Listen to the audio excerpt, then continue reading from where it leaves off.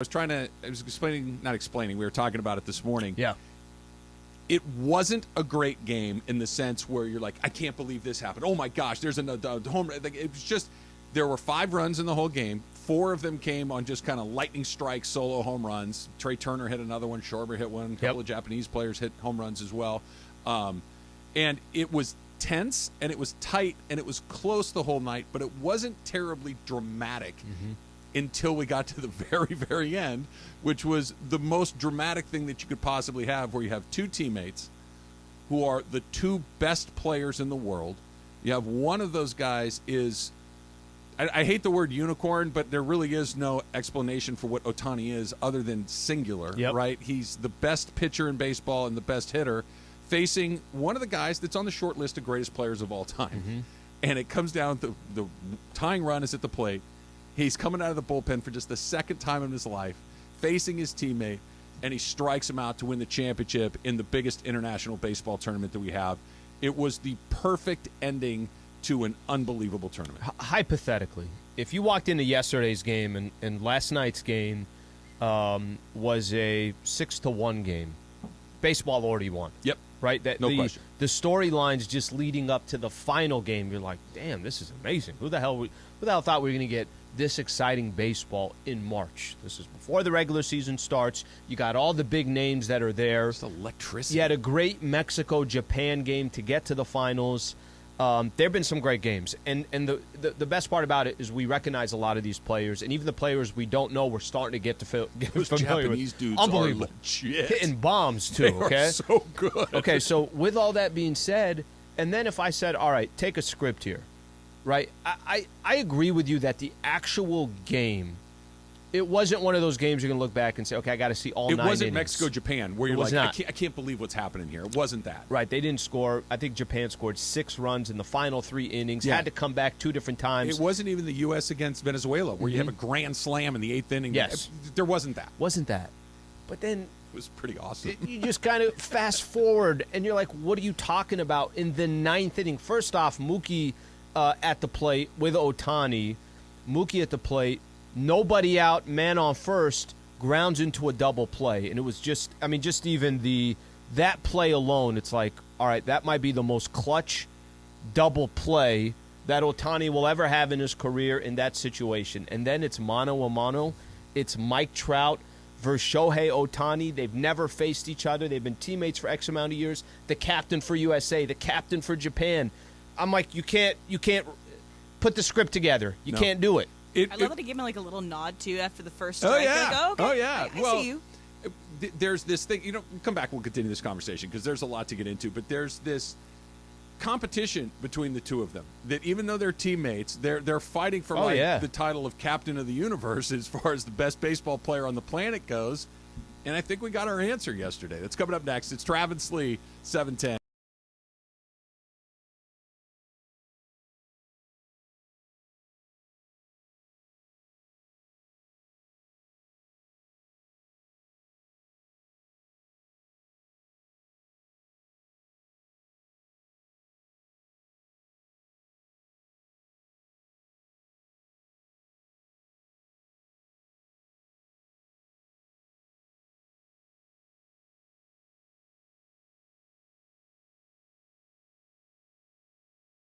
Yo, what's going on, everybody? It's Cap.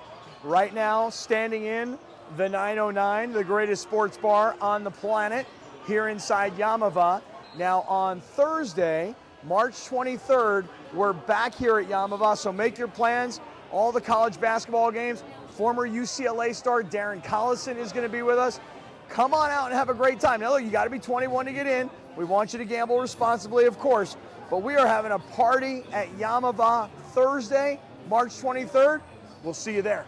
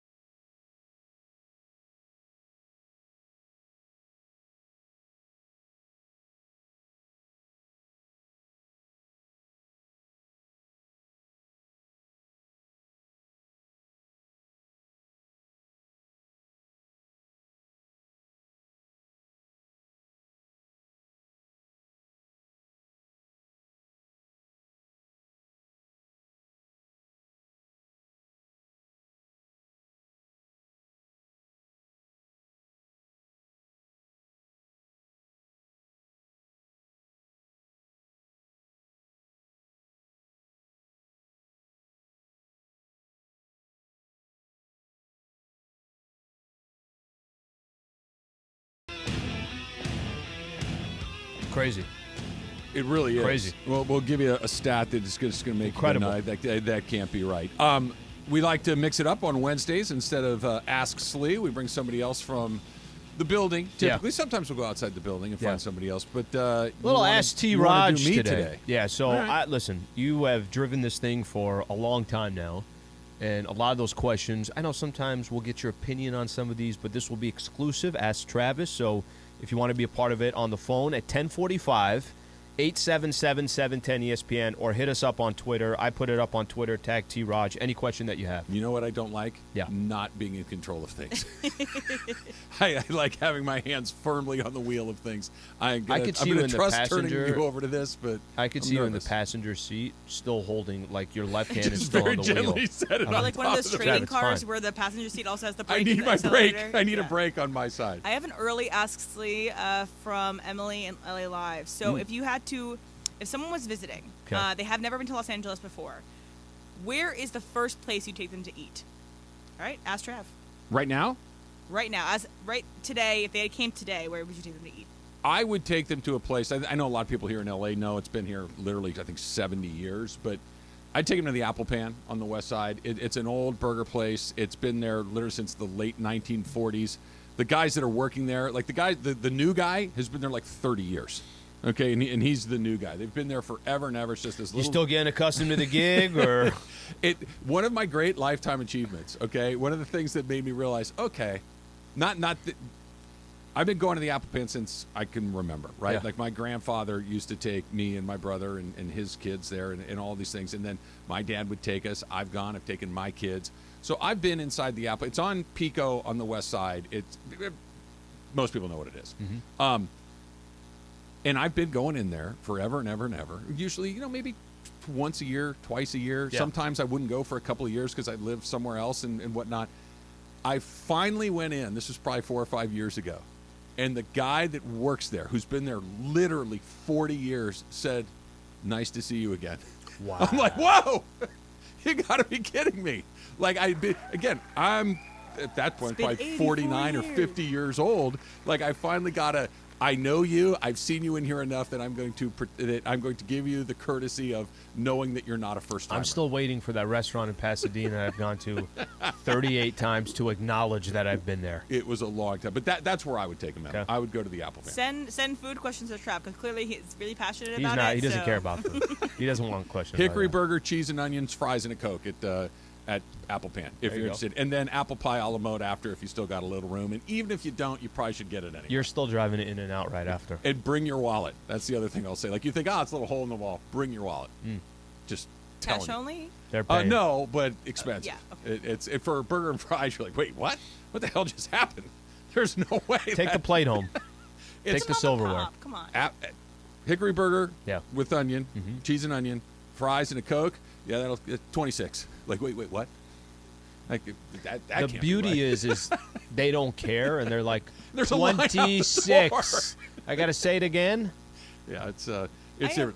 have one question too from 805 Reader. So he has this thing that's it's the pitch clock up against Otani's last Mike Trout's at bat last night. Mm-hmm. So this is kind of related to World Baseball Classic and the pitch clock. Do we think that they will not do the pitch clock in postseason because there's so much drama, there's so much put into that it almost makes it better if you have to wait out these at bats? It's going to be one of the great challenges of Major League Baseball and how they administer that. Because I get it that there are spring training rules, there are regular season rules, and there are postseason rules in Yeah. every sport. We're Yeah. gonna call it a little bit differently in the playoffs. We're going to give you a little bit more room, right? That's every sport. But when it comes to something like a clock, it was on time or it wasn't. Mm-hmm. There's not a lot of subjectivity in those sorts of things. It either is or it isn't. I would like them to kind of relax that stuff Bend a it. little bit in the most important moments of the Yeah. most important game. Tuesday night against the Pirates in June, that thing hits 20 ball. Let's stick to it, the letter of the law. got it. But as you get deeper into it, I'm more willing to fudge that. I got a little bit. feeling in the beginning it will be the letter of the law, and I think it will be fudged a little bit. I do. I just think that's a natural thing where they want. Do you ever? This is the NBA has done this because they've done it more frequently, where they change a rule. And in the beginning of the season, they really hit on it. And then by the time you get towards the end of the season, they're like, all right, hopefully now you understand that's what we call. So just kind of keep it within the rule, keep it within the guidelines. And I have a feeling it's going to be it. Now, if you got the clock sitting there, the problem is, if you got the clock 20, 19, if it hit 0, people are like, what the hell? It just hit 0. Yes. Or it hit 20 or whatever. It's like it the is. shot clock in basketball. There is no, the playoffs, we're going to give you an extra second. You didn't get the ball out of your hand in time. Now, if it's if that's how serious it is, then you can't just all of a sudden fudge it in the playoffs. You got to. That's how it's got to be. I also do think that by the time we get to the playoffs, these players are going to be trained to operate under the parameters of the clock. And we'll be accustomed to it too, which No I think I don't know if you want to take that from the game as well. So, Mike Trout comes up to bat. 1 run down. Ohtani's on the mound. Mm-hmm. The best two-way player that anybody has ever seen, facing one of the greatest players of all time. I don't even want to say one of the great players of his generation. Mike Trout, in this last 10 years, Mike Trout's been the best player. We're done. It's not even a conversation. Mike Trout is on the short list. He needs to play longer and continue to play really, really well. Mm-hmm. But he's on the list with guys like Willie Mays and things. He's an unbelievable talent. Mike Trout, in his 6,174 major league plate appearances. Okay, let me say the number again. 6,174 major league plate appearances. Has gone up to bat and swung and missed 3 times in that at-bat 24 times. 24 times out of 6,174. That is, and I did the math here, that is 0.003% of the time. Inconceivable. 0.003% of the time, Mike Trout, not that he strikes out, but he strikes out with 3 swings and misses. Yeah. He had 3 swings and misses last night. 3 swings and misses, and the pitch that struck him out is flat out unhittable. There's not a player alive that's putting their bat on that ball. Not a player alive is putting their bat on that ball. The strike 2 pitch was the one that was meant a you go challenge. ooh, 100 miles an hour. Right down the center. Mike Trout, Shohei Ohtani. You want to hit it? Hit it. Right down the center, thigh high. Like if you said to Mike Trout, where do you want it? I'm going to throw it as hard as I can, but I'm going to put it right where do you want it? I think he would say down the middle, thigh high. Maybe slightly in from middle. Threw it right past it. No, it's 100 miles an hour. I'm not saying it's easy. Sure. And he had one that hit the ground. It was 102. Yeah, that's what was so amazing about this at-bat. No one's saying, oh, Trout blew it. No, he got beat by a freak. Mookie Betts has had some reasonable success in limited at-bats against Shohei Ohtani. He made him look really bad. He got Mookie Betts, one of the best players in baseball, to give him a really bad swing when he needed to get a bad swing off a guy who'd been hot. Mookie's been hot in this tournament. And he got him to kind of roll over on a ground ball and get an easy double play. He dominated 2 of the best players that you're ever going to see. And he did it on the biggest stage with all of the pressure in the world in a role that he had never been in. But one time he came out of the bullpen in the Japan. Japanese league. Yeah. One time. He's going back and forth to the bullpen between innings. It was the perfect ending to an incredible tournament. And I hope everybody appreciate what we're seeing in this. Yeah, I was just going to say. I hope that you take a time. And look, I'm not an Angel fan. I'm a Dodger fan. Turn on the Angels. Watch the Angels.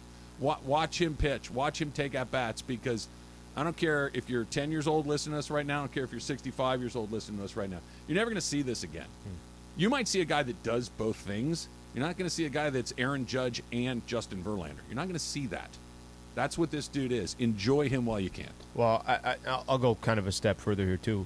You don't have to be an Angel fan. That's the thing. And I think you and I, who both have our teams, are cheering for the Angels to win, because we want to see the Angels in a position or in some type of postseason run, because the player that is Shohei Ohtani, we deserve to see him in big-time games. And Major League Baseball deserves to see him in big-time games. You know, the pressure that we talk about for the Angels, or we get upset at what's that organization doing, everything that we're talking about, it's not because anybody specifically. Mike Trout's been there for a long time, and I'm not telling you that I don't want to see Mike Trout in postseason games. What I'm telling you, Shohei Ohtani took it to another level. Shohei Ohtani is the player that if you and I are watching an Angel game, it's because Shohei's pitching in this one. Yeah. Okay, you know what? If I get 4 at-bats with Shohei, sounds good. I'm here for it. And I think that yesterday was just a primetime example that in any sport, when you have one of the best in the world doing it and the games don't matter, it's such a lost opportunity. Those games have mattered these last couple of weeks, gosh. and to see Shohei in that situation, what was one of the quotes that he had? He had a quote talking specifically about the game. He said, The one about admiration? actually, it wasn't even that. He's just basically saying something to the extent of it's the most excited he's ever been in baseball because he was in that situation. I'm going to put the Angels to the side. I know for you and I, we're going to remember this. When they play again in 3 years, we're going to remember the WBC in 2023. And who would have thought that was going to be the case a month ago? Here's what else happened last night. We kind of going together with what you and I have talked about with the Angels not being in the postseason in Ohtani's career, and really, for all intents and purposes, not being in the postseason for Mike Trout's career. He had one series at the very beginning, 3 quick ones. They lost all of them, and he did not perform well. The very first time that Ohtani was put in the arena, right? The very first time he was center stage as far as high stakes. I'm not saying pitching against the A's and the Rangers doesn't matter, but it's not this. It's not you're playing for your country against an all-star team. It's not. Last night was probably, we're still waiting for the numbers to come in, probably the most watched baseball game in the history of television, right? That's what last night was. He delivered twice. When they had to get a hit in the bottom of the 9th inning against Mexico, who got the hit? Ohtani did. And not a little dribble. He smoked a ball into the gap in right center field to lead off the inning and ultimately bring in the tying and then the go-ahead run right behind him. In the championship game against an all-star team of the best American players that we have, he did something that he's really never done before. He went to the bullpen, and he showed up, and he struck out the best player in the world in a way that happens 0.004% of the time. 3 swinging strikes. The very first time he was given an opportunity to play for the very highest stakes, he delivered. That's not how this goes. You're not supposed to. You're supposed to. Okay, I'm gonna learn my first time here. What's this feel like? Okay, this is how I manage my emotions. This is how I deal with my adrenaline. I know he was ready. This dude looked like Derek Jeter, that he'd been in it 10,000 times before. He looked like a guy that had been in every big game his entire life, and this is just what I do. I just show up and get hits here. I just show up and strike guys out here. He'd never done it before, Al. And he was so cool and so chill, and he delivered on not just on the mound, not just in the batter's box, but both. It was an extraordinary performance. You know what else he delivered on before the game? I'm going to read you a quote. He said, this is him talking to all the players before the game. He says, let's stop admiring them. If you admire them, you can't surpass them. We came to surpass them, to reach the top. For one day, let's throw away our admiration for them and just think about winning. So this was not somebody that, hey, I know I'm the best. I know I'm this. I don't have to say anything, but you guys fall. There's also that moment where, get on my back, let's go. I know these players are He's great. an amazing leader. I'm not telling you that these players aren't great. What I'm telling you is, don't be impressed by them tonight. Be impressed with them tomorrow. Let's beat them tonight. He was amazing, and I can't wait for him to be a Dodger, which is what we're going to talk about when we come back. What is the price? It's probably even higher than you think. That's coming up next. It's Travis Lee, 710.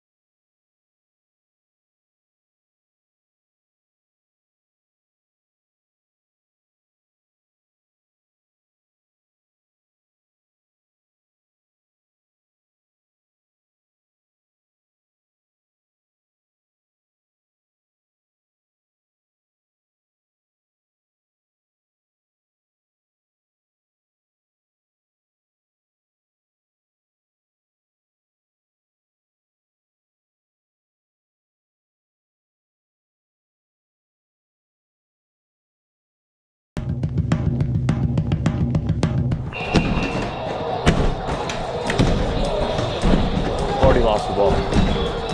Already lost the ball. Make a shot, Slee. Make a shot, Slee. Oh my gosh.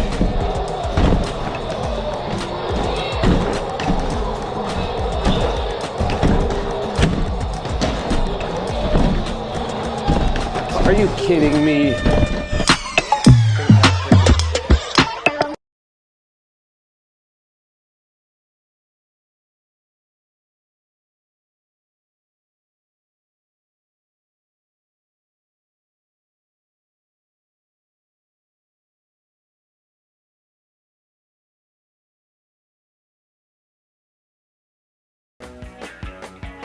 Boxes are not easy to come by. It's one of your great questions. That bags are just not happening at Costco? No, then they give you the look, and they got to go three registers down, and it's that just a lot empty of work. box of cherries that has been empty for a while. It's like, why is this the such frozen a big chicken? Like to just get a box. Susan went yesterday, and she comes back, and the back of the car is loaded up with all of the items that she got, and she didn't get any boxes. She has it all loose. I'm like, what are we doing here? Like now I got to make 30 trips back and forth from the car as opposed to 4. So, you grab one yogurt and one thing of blueberries, and that's all your hands can hold. Got to go in and kind of come out. So I've seen this on TikTok. People doing this. You just get like a If laundry. it's on TikTok, we've seen it. Of course. So it's just like you get a big like shallow laundry basket. So not like a okay, not a hamper necessarily, but like one that you can carry and you just put everything in there. That's one thing. 2, I just get big reusable bags and you just can put everything in there. But it is annoying. I never bring them to Costco. I don't bring them either. I think I have roughly 48 reusable bags in the trunk of my car, and I don't think I've ever used them for anything. I'm jealous. You know how people just specifically for groceries, they'll have, it's not like a dolly, it's not a real dolly, but they have different things that they use. They could fold up real easily, put it in their car. I'm like, why not get one of those? And then I'm like, I'm never going to get one of those. Just keep a little laundry bag. You should bring a wagon through Albertsons. Like instead of like when guys go to the beach and they bring the wagon, it's got the cooler and the umbrella and the chairs and the kids' toys. You're just going through there with Triscuits and ham. I want one of those. I want one of the Home Depot ones where they're putting all the flat. I want the flatbed basically. Yeah, they have those at Costco. In case you're going to get yourself a TV and a washer dryer, you can throw that on there as well. Let's try a quick phone call. Let's go out to Lancaster and Dave. Dave, you're on with Trav and Slee. What's up? Hey, fellas, it's your buddy Dave out here in Lancaster. I just wanted to piggyback on the whole Shohei Ohtani thing. So I'm a single dad. I have a son. He's 14. And we purposely will drive from Lancaster all the way down to Anaheim on the nights when Shohei is scheduled to pitch, or we know that he's going to be in the lineup. I mean, like, this guy is incredible. And my son, the first year that Shohei was, I think, playing with the COVID, 21, it was a pillow promotion giveaway. You should, this pillow, if you go on eBay right now, it's like $75. And my son's like, oh, I'm keeping this. This is, it's incredible to see this guy pitch, hit. Like you said, he's a unicorn. And the crowd, when he's up to bat, when he's coming up, the ushers, they have to double up because the people they close the concessions. They close the concessions. The steel door down. Thank you for the call, Dave. You bring up a really good point. There are only a handful of guys that, hey, no, I'm going to wait to go get my beer. Blank is coming up. Ohtani is at the very top of that list. Trout's on the list. Mookie's on the list. Like there are some. There's probably 10 or 12 in baseball, but there are not many, and there's none that. Also, by the way, we're not getting beer this inning because Ohtani's on the mound.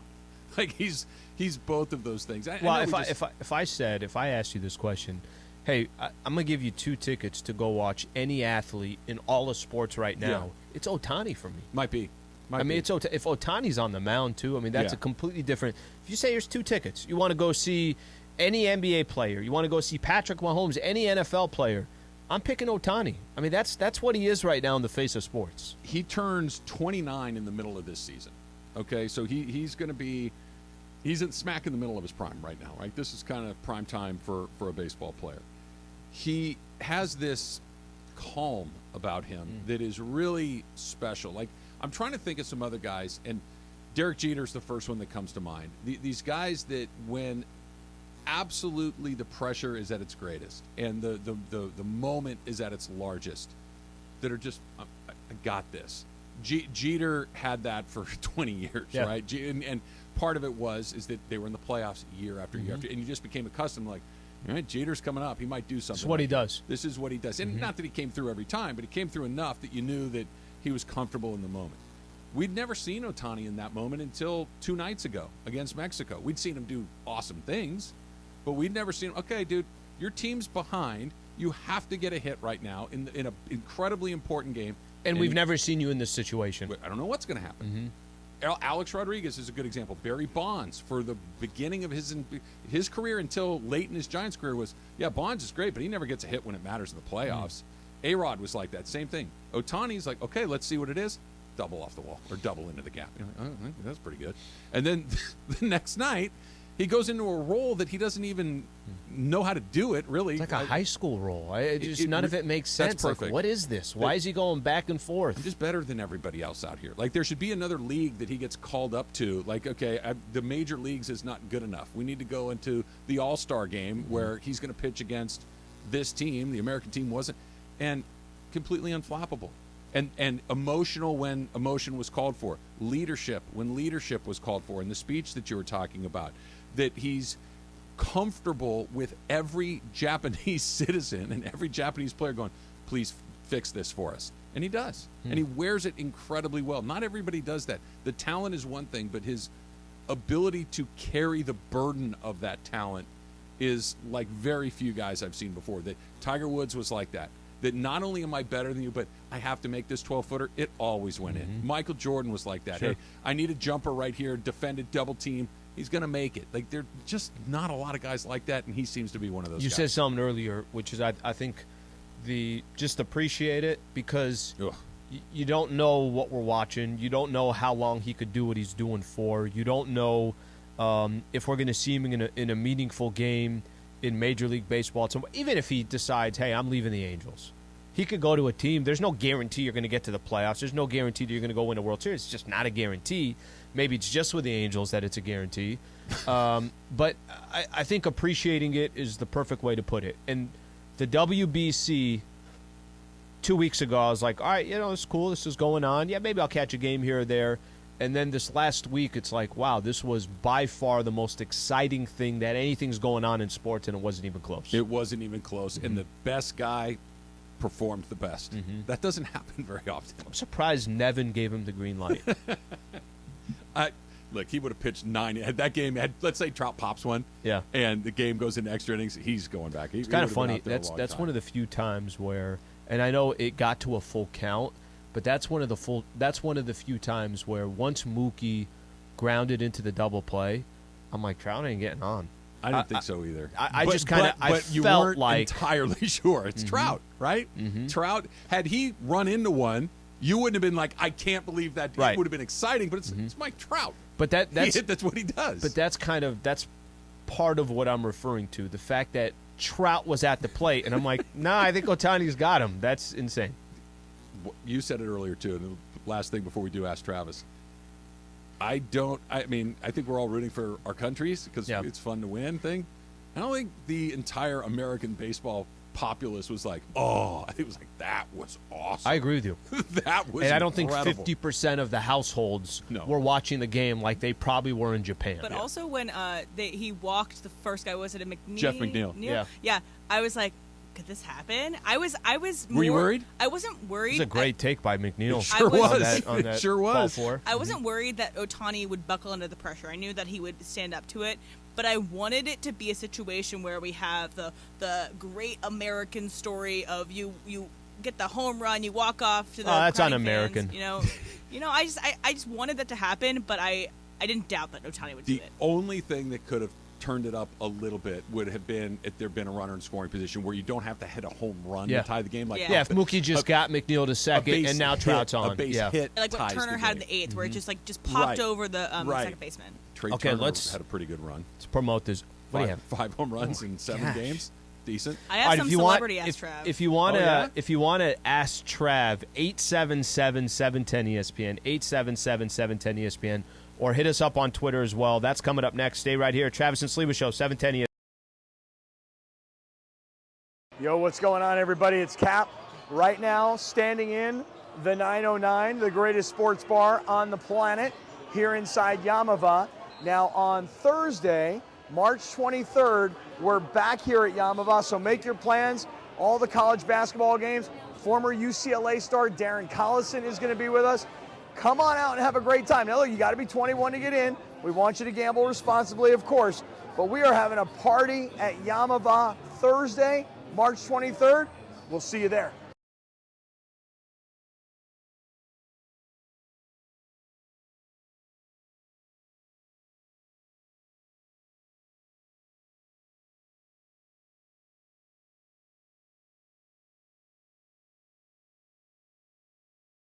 What is your 2023 new? All right, Chris. Yes. Who is the most famous person in your contact list? I know everyone thinks I'm going to say Keyshawn.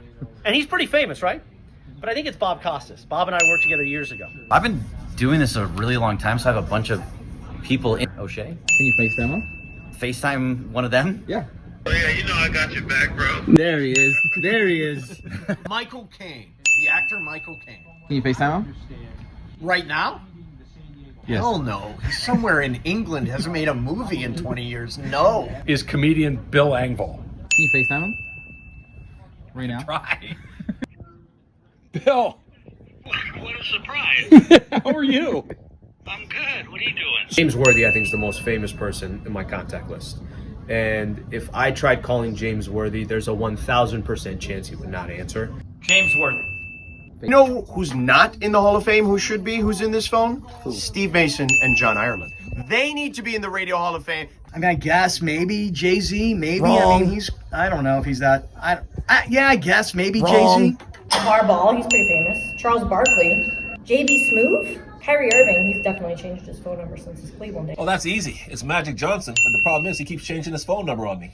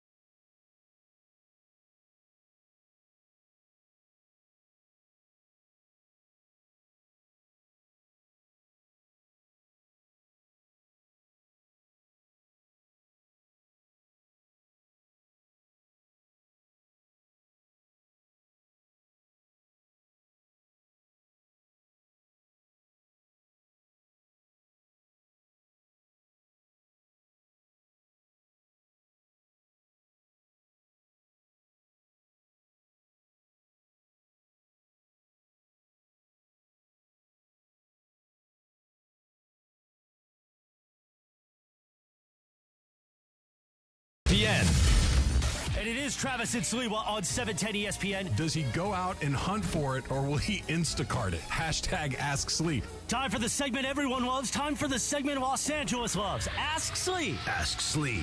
And Ask Slee this morning is presented by Harrah's Resort SoCal. Voted best resort in Futter, California. From dining to unwinding, a trip to Futter, California is always a win. Are you game for a getaway?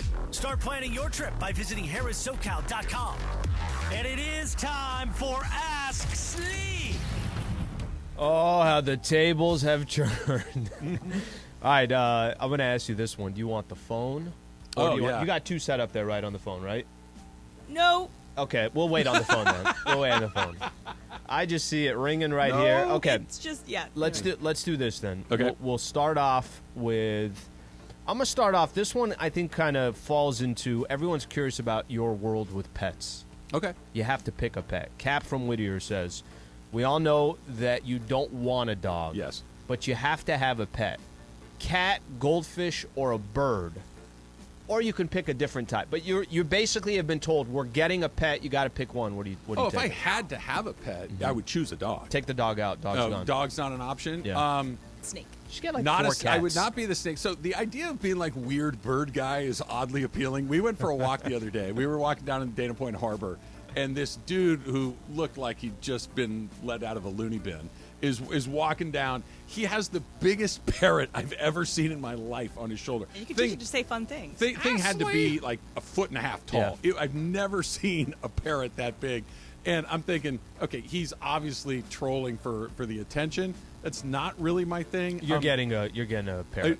A weird bird guy is kind of sort of interesting to me, but I think maybe cat. And here's why: I don't think you really have to take care of a cat. A cat's kind of on its own program. Surprised you're going. A cat, just other than taking that disgusting box that's in your house and having to clean that vile thing a few times. Taylor, how often do you have to clean the box? Like once every couple days. Okay. See, no, the cat's out. I changed my mind. Bird. Back to the bird. Bird. Give Right. me the giant macaw. Bird poop in your house? I got one more for you, and then Emily's got a couple celebrity outside, ones. Mennowood on Twitter. You pitch a no-hitter as a member of the Angels. Okay. Or watch Slee hit a game-winning 3 as a crucial rotation player on the Clippers. How did I get traded to the Clippers? Well, I want good things to happen to me, not to you. So what's in it for Travis? I think the only thing he means there is you're a Dodger fan. You're a Laker fan. I'm a Laker fan. I would love to throw a no-hitter on any team, whether it's the Angels or any other team. I got close twice in my life. I got very close in high school once. I got very close in college once. High school, I had one out to go. Wow. Blew it against John Muir High School in Pasadena. Guy just laced a double over the center fielder's head. I choked big time. And then pitching against Wake Forest at UNC in the tournament, I had a no-hitter into the 8th inning with one out. Infield hit up the left field line, just a swinging bunt. Nothing you can do about it. Next guy hit a home run. They took me out of the game. So that ended quickly. By the way, I would not hit a crucial 3-pointer. I'd miss the shot. Well, if you're on the Clippers, you're hitting the side of the backboard. That's what they do. What's our All right. celebrity Yeah, text so over I got there? 2 celebs. So we got one from Mr. George Sedano. So George Sedano said, if you could own any kind of restaurant, fast food, casual dining, fine dining, etc., what would the restaurant be? I would do fine dining. Like I like a lot of those categories. Like my first instinct when I heard the question, more like a Fleming's kind of thing, right? Like French Laundry is that's another that's like Michelin star kind of stuff, right? Where you're hungry when you leave. Yeah, right. Like it's pretty and it's gorgeous and it's artistic. My first instinct was like taco truck, just because that's my favorite food. Yeah. But I think like the whole aesthetic of really good martinis, really quality classic steakhouse dishes, like a strip, like a ribeye, like a fillet, like the bone-in tomahawk, and then you got the sides, the mashed and the cream. What do you think? Spinach. 5 p.m. to 10 p.m. Yeah, no lunch. Let's not mess around with lunch. Just do 5 p.m. to 10 You know p.m. what? We're going to open up at 3:30. You can sit at the bar and get a steak after maybe a late lunch and a couple of martinis with your guys before you go up to the ball game. Like that, I feel like I'd be a great maitre d'. I'd be good at checking in with you. I'd know that you'd like the Dodgers. I know that you like the Lakers. I'd know exactly whether you like a twist or an olive. I'd be very, very good at that. All right, I have another celebrity. So we got this one is from Steve Mason. So Steve Mason says, and obviously if you aren't feeling comfortable with this answer, you can answer it off air to Steve himself. But he says, what was the most effed up you've been at Isla Vista? Oh, this is a very long story. Do I tell the whole thing right now? Go. Hammered. So I got my first ever fake ID. Okay, it was a teammate of mine who was 2 years older than I was. I was 19. So you were 12, and he was 22. And I get an ID, and we looked enough alike that it worked. Right. So we go to this place called Javon's, and we're drinking pitchers that night. And we'd had a few pitchers, and this was like the first weekend we were all back at school. I had bought some new clothes for school, and I had this new pair of shoes that were like brown. I don't remember what type they were, but they were nice and kind of little, not fancy, but nice, right? I was very happy to have this pair of shoes, so I wear them out that night. We go to the Graduate in Isla Vista, which doesn't exist anymore, but at the time they had this thing called Countdown, which at 7 o'clock you would get, one drink for $5. At 8 o'clock, you'd get 2 drinks for $5. At 9 o'clock, you'd get 3 drinks and it would go all the way to midnight till they shut it down. We went to that. I come home, I leave, and for whatever reason, I was locked out of my apartment. I couldn't find my keys. I had no idea where I left them. So I just decided I'm going to sleep on the front porch of my apartment. Okay, Great idea. It's As one does. Great It's idea. September in Santa Barbara, so it's fine, but Yeah. it's cold at night. So I get a little cold. I still can't find my keys. I have no idea what's going on. At this point, the shoes are gone. I have no idea where they are. They've disappeared. Now the pieces with Bobby are starting to make sense. Wake up a little bit later. It's probably 10 minutes later. It felt like 6 hours later. And I'm like, I think I'm going to freeze to death. It's like 69 degrees, okay? But I feel like I'm Nice. going to freeze to death. And I'm like, aha, I know what to do. Keep in mind, I have a car, okay? But I'm going to go sleep in my roommate's car because I can see it. Door's unlocked. I get into it. I get sick in the car, in his car. And I'm thinking, okay, this is bad. So the next morning, I go back into the house and I say, hey, listen, Rich, I'm really sorry, but I explained to him what happened. He's like, oh, man, what the... He goes out and he goes, dude, my car's fine. You're in somebody else's car. I'm like, what, no, I did. I was in the back seat. You didn't... He goes, no, the car's fine. I look down, right down here, the exact same car. I got in someone else's car and did that. Ugh. That's the worst Isla Vista Maybe lock your experience cars, guys. that I ever had in my life. That's a great story. And never found the shoes. Gone. No idea where they went. Does this make a little more sense with No, Bobby? I had them on. I think I got rolled by somebody. I think they took the new shoes. But that's the answer. If Bobby doesn't know that story, I hope he knows it now. I hope he knows was it bad. now. All right, let's take one It was on the bad. phone here real quick. Nick in Irvine. Ask Trav. What do you got, Nick? Okay, first of all, that end of that baseball game yesterday, if you're going to have a 25-man roster, those two guys would be on it. Trout and Ohtani. It was one of the greatest showdowns in the history of baseball. No doubt. And Trout got his licks in, man. He got his pitches. Ohtani was not finessing that.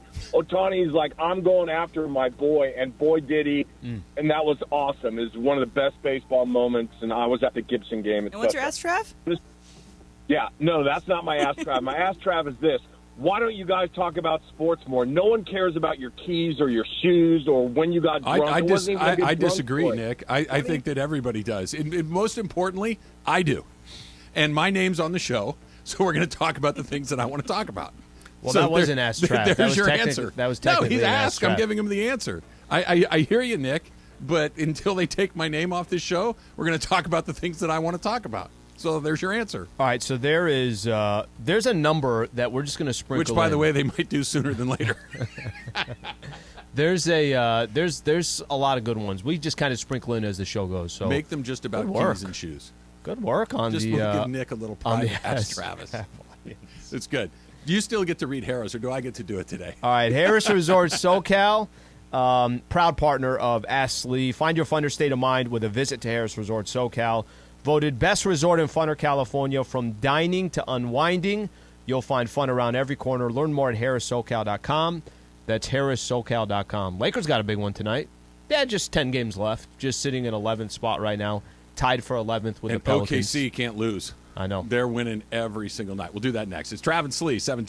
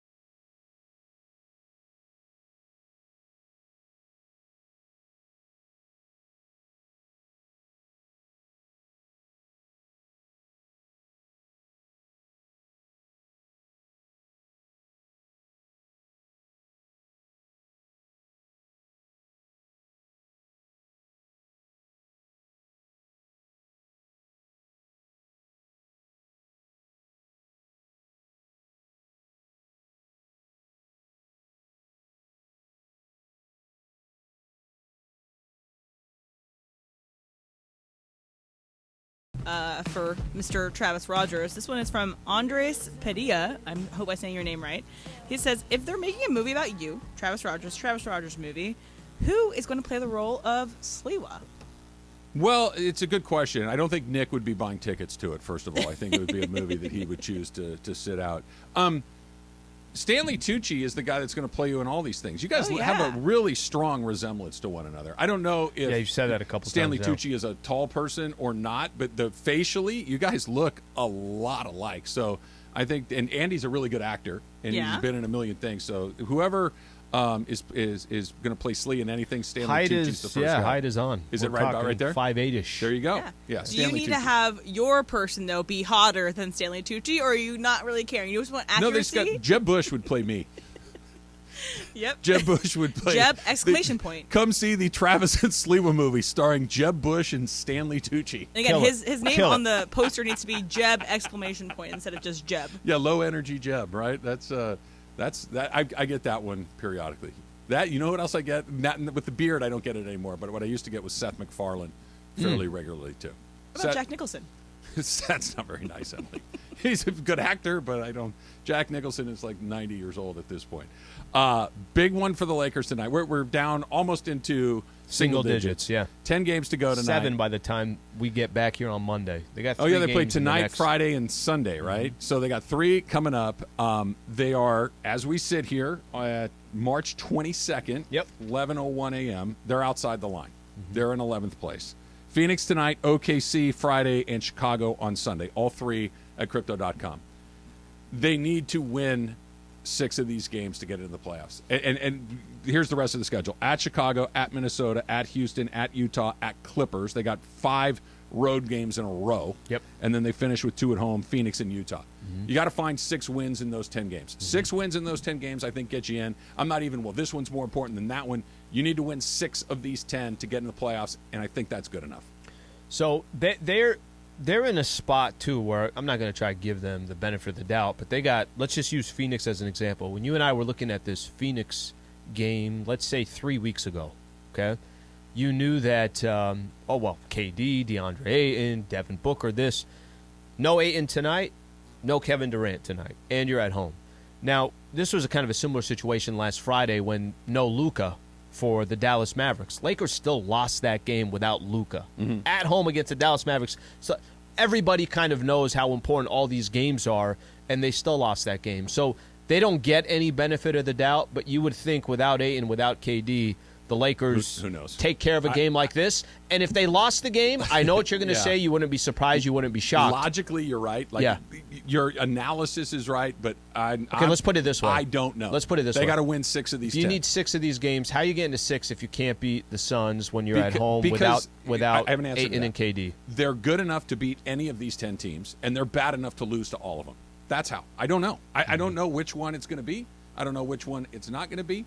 I know that if you are bad enough to lose to Houston, you can lose to anybody. If you're good enough to look like the way that they've looked against New Orleans when they beat them, went up by 40, that team beats anybody. Mm-hmm. They are good enough to beat all 10 of those. They are bad enough to, or I don't even say bad enough. That's a bridge too far. They're inconsistent enough to lose to any of those 10 teams. I think you say bad enough. Are a slam dunk. I think you say bad enough. Yeah, bad, inconsistent. Take your pick.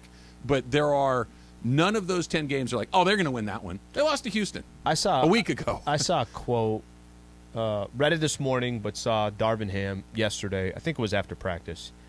And he's talking about how the race is so close. Mm-hmm. Okay, so he says it's causing them to come to the game on high alert and high awareness. Just having someone to play for, you'd be surprised how comfortable guys are with that, opposed to having to play a meaningless game.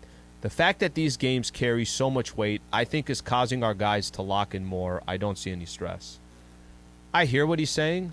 I just don't agree with it. The idea and the concept that this last 2-week stress, or this last 2-week stretch, we're watching Lakers basketball, I'm not walking away thinking what he's saying.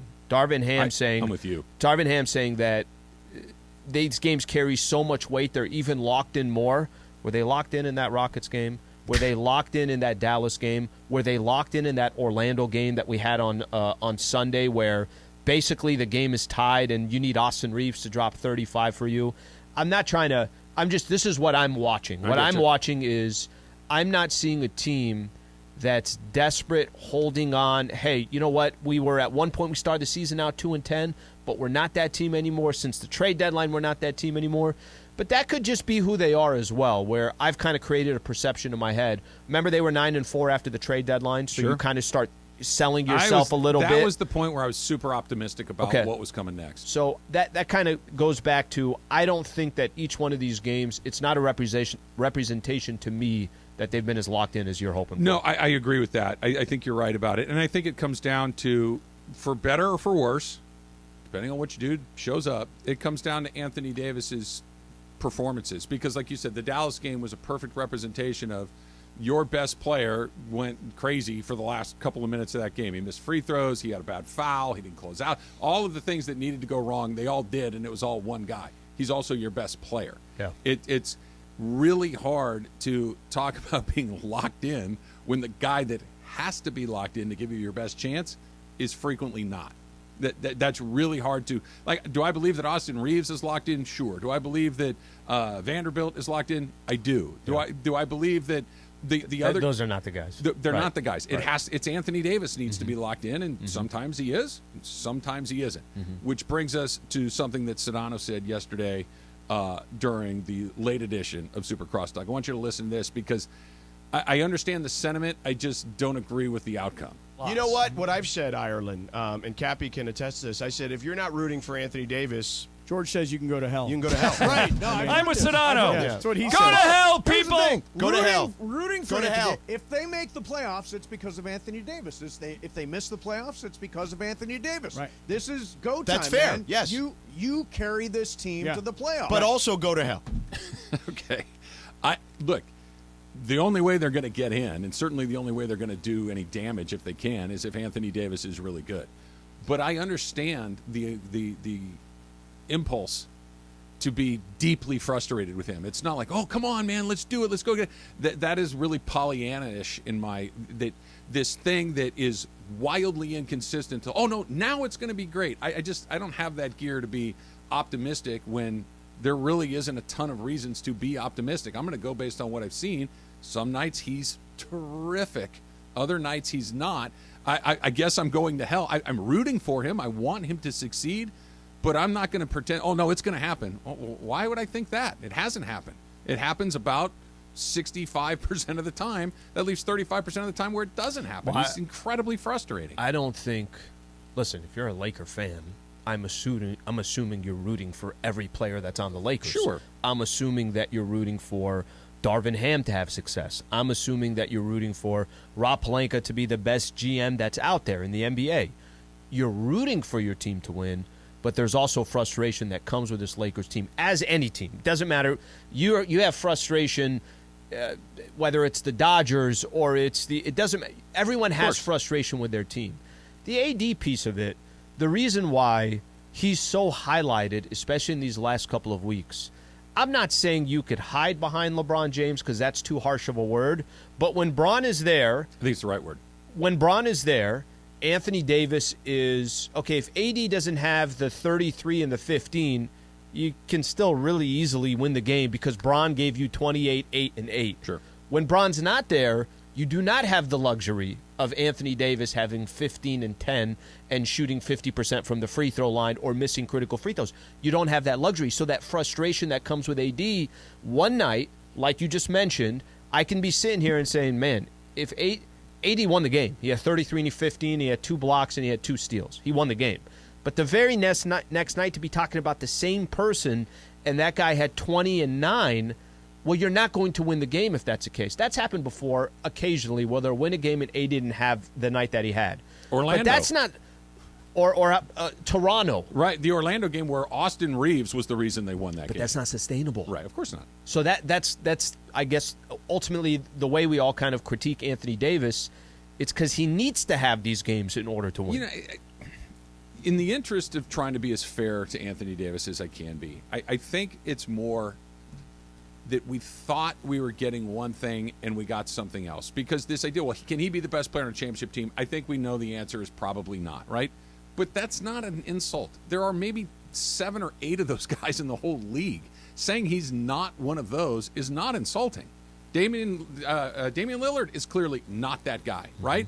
Doesn't make him not a great player. It means that we just don't quite have it. It's LeBron. It's Giannis. It's, we're running. You're assuming Curry, it's going to be Luka. right? It's you're going to assume Joker, and these guys those haven't are won assumptions, it. Yeah, right? When we're yeah. talking about guys that have, it's LeBron, it's Giannis, it's Curry, it's Durant. It's like it's a pretty short list of guys. Yeah. So to say he's not one of those guys, I think, is not insulting. But we thought he was. That when he came over and they gave away the entire store to bring him over, which, by the way, I thought it was a good idea. I still think you got a championship still a out good of it. idea. I agree with you. But you thought, okay, LeBron's going to be able to very, very slowly kind of fade into that second role, occasionally be the best player. But AD's got the game, the personality, the health to really kind of to be the best player as they continue to win championships. And it just hasn't happened. It's not an insult. It's just unfortunate that it hasn't happened. I think there's a couple things to that. I think first off, there's basically no individual player, I think, in today's NBA that can go win you a championship on their own. You got to have True. players. I agree. Okay, so I think the way the baton passing, remember after Lakers won the championship, they go out, re-rank all the players. It's 1 and 2. Bron is 1, Anthony Davis is 2. I'm okay with, if Anthony Davis is not the best player on a championship team, that's all right. That's okay. You won a championship, and Bron was the best player, but what kind of takes it to the next level is you're not trying to win a championship with Anthony Davis today. You're just trying to get in the playoffs. Yeah. And Bron's That's not there, and Bron is not there, so you're not asking Anthony Davis, go beat the Denver Nuggets or go beat the Phoenix Suns with KD and all these guys without Bron. You're just saying, hey, can you be there consistent enough to grab one of these top 8 seeds, and then maybe Bron comes back? Listen, the team was not built to have one or the other out. Right. It was built for both of them to be there, but you're not asking them to win a chip. To your point, if one of them is still there, you would think they would be one of the 10 best teams in the conference. Yeah, carry away. That's not – yes, you're not winning a championship unless they're both there, but if one or the other is there, you would have thought that they'd still be good enough to be one of the top 10 And here's teams. what's not happening. What's not happening is we're saying AD is giving you 35 and 15 every night. He just doesn't have enough help. No, that's not the conversation we're having. If it was the conversation, then Anthony Davis would be talked about less. Ohtani is about to get very, very rich. The question is how rich and from whom? That's coming up next. It's Travis Lee, 7.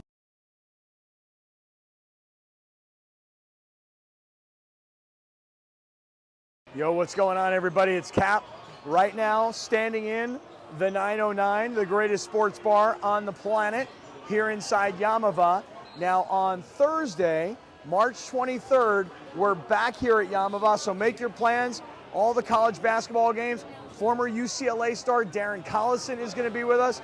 Come on out and have a great time. Now, look, you got to be 21 to get in. We want you to gamble responsibly, of course, but we are having a party at Yamava Thursday, March 23rd. We'll see you there.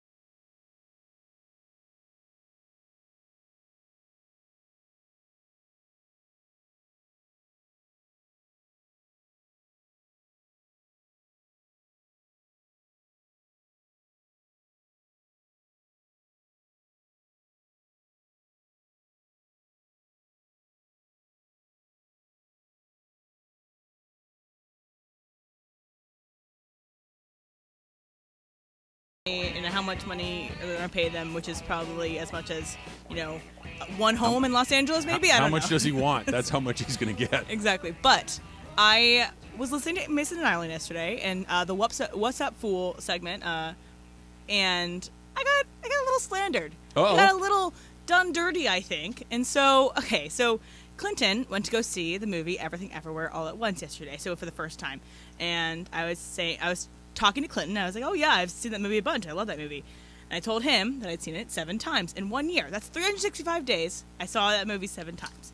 Okay? It's 7 times. It's a lot. But okay, I'm gonna explain this though. I watched and so Greg put this in What's a Fool out of context, didn't give it context, and so this is what I don't know if there's a lot of context to 7 times in 1 year, but go ahead. This is what Mason said.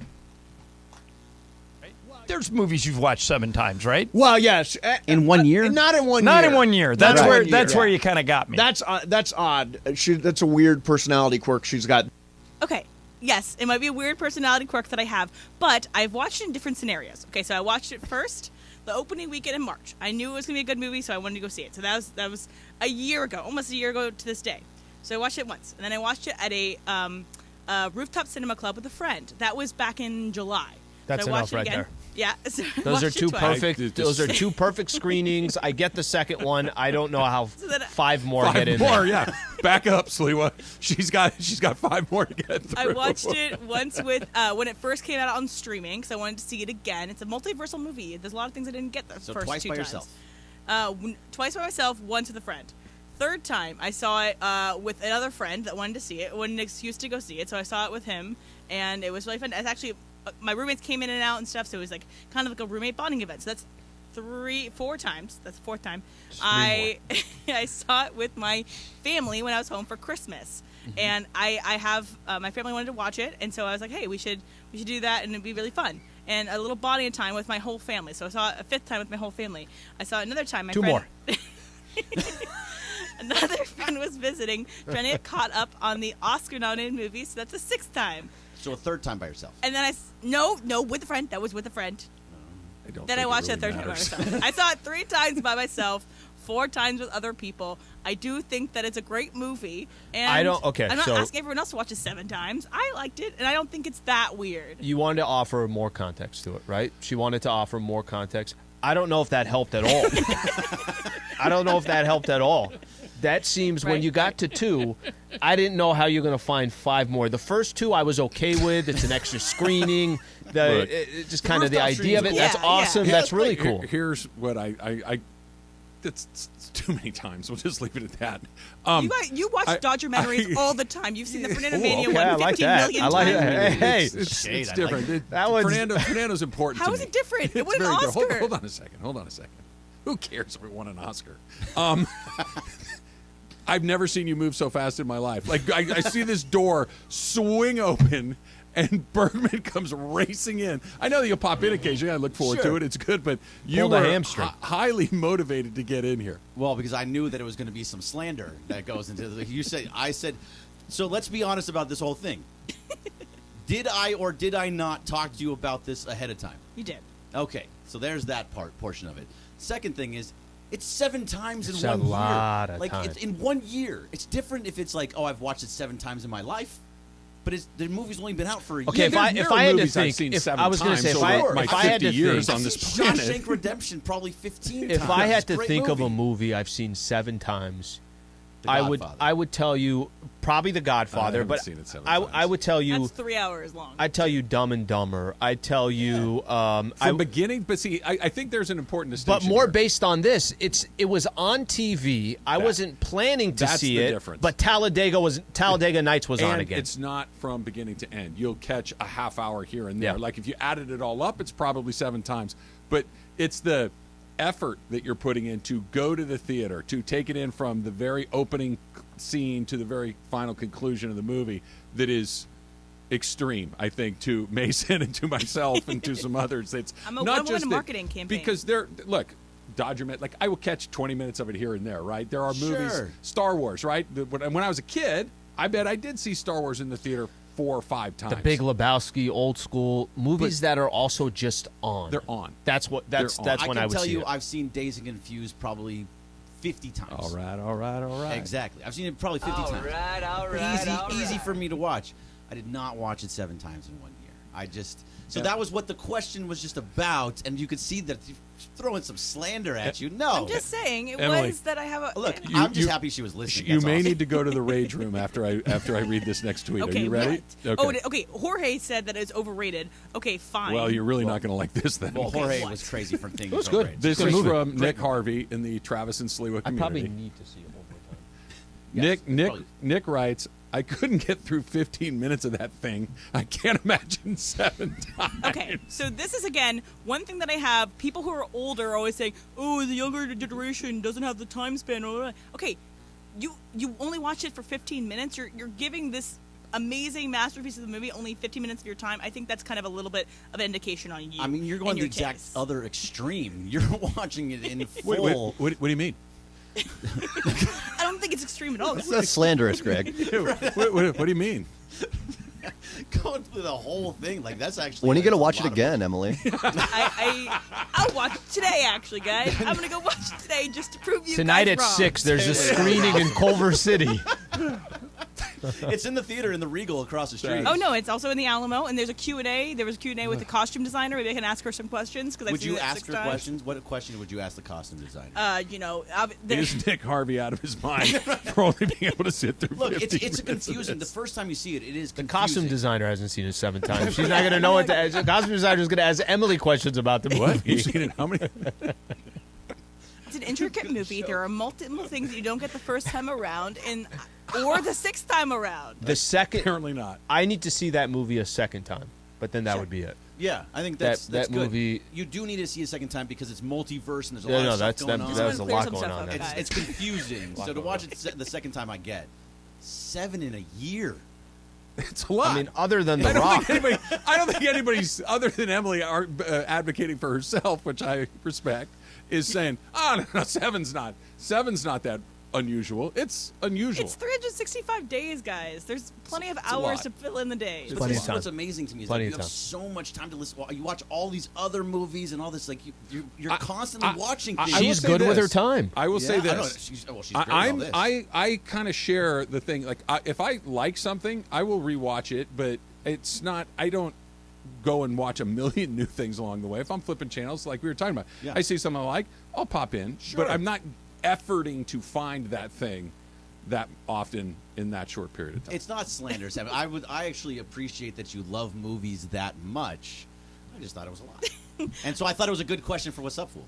Capitana Matt says, how many times has Travis seen Lindsay Lohan's Freaky Friday? Because I've watched it probably 20 times. I honestly don't know if I've ever seen that. It's so good. I used to love it as a kid. So my Lindsay Lohan fandom is very limited. Selective? It's selective. Thank you, Al. That's a better word. I have seen Mean Girls a lot. I've seen a lot. Like a I'm lot. a fan. I like that movie. Screening this Saturday, Thousand Oaks. But I don't know if I've seen it beginning to end 7 times. And how old is that? Movie's got to be closing in on 20 years. right? Yeah, it's got to be. You're talking about Mean Girls. Mean Girls. Like Gotta it's be 2006, 20. yeah. Yeah. So yeah, we're getting closer. Oh, I saw yes. the Canyons once. That was so dreadful. I'm like, yeah, no. This is pretty. It's about the Christmas movie. Christopher Holmes says, "Should Emily get an honorary? Should Emily get an honorary Oscar for Everything All at Once for being single-handedly responsible for the box office?" She made a noticeable impact, right? I replied yes. You're right about that. Here are the numbers Christmas before movie. Emily came in. When she came in, they spiked. Did you ever see the Lindsay Lohan Netflix Christmas movie that came out last holiday season, Greg? I think you and John were the only two. I did not watch might it. be I right. watched a ton of them. I did not watch that one. I just couldn't get myself to do it. I think John said you didn't he's miss anything. Didn't miss You anything. didn't miss anything. But it's Lindsay Lohan. It's not this Lindsay Lohan. It is current Lindsay Lohan. Oh, I like The Mean about to Girls be a mother, Lindsay Lindsay Lohan. Lohan. Let's Yeah, go back. congratulations to her. I hope Yeah, that she has all happiness in the world. Yes, a very uneventful, healthy, happy pregnancy, and they deliver a bouncing baby, girl or boy, and everybody's Who is this? thrilled. Lindsay Lohan. Lohan's- She's expecting. Lohan's pregnant. Really? She's expecting. Good for you. Are you not on the internet? No. I am You not on listen that- to the dump? I'm not on that portion of the internet. I am. Trav, you don't listen to the dump? Come on, man. Yeah, just there's. Oh, by the way, I'm getting Everything Ever All at Once, the score on vinyl for my sister. It was a late Christmas present, so. Wait, that you're too. getting it for The her, or score. she's getting it She's for getting you? it for me. Okay. It's coming in the mail. Okay. How many times has she seen it? She's seen it once with me. That's the correct amount. once, maybe twice. Yeah, two is like, I really like that. I'm gonna watch that again. When you're ready to see it, ask him. I'm good. So I was in a meeting, but I missed Ask Travis. Yeah, you got one for me? No, I don't. But I was wanting to know what was the best question that you got out of it. Well, both I like George and Sedano's. Mason had good ones. Sedano's was a long answer, which means it was a really good question. Sedano asked me if I could own a restaurant, what type of restaurant I would own. That's a Oh, no. Yeah. Actually, Mason's, too, got you to Mason open up was, about your... what was my drunkest night in Isla Vista? Oh, when I was a God, student. I want to hear that story. I'm going to go back and listen. Yeah, there's also a good one. Now I have another one from Cappy. So Cappy says, Trav, if you could play a rematch against anyone at the station, do you want us, as in Sedano Cap, again? And do we pose as a potential threat at all? Greg and Clinton. I'm going to answer the second part first. No, they do not, and they do not pose much of a threat. That was not terribly competitive. That was pretty lopsided. Hence the answer that those two guys gave, which was We got our asses handed to us. We did, by right. Travis and Sliwa. we did. They did. I do want to clarify, when you played them again, Yeah. Sedano did not have a microphone in Did his not pocket. have a microphone in his pocket. So it would be still tougher.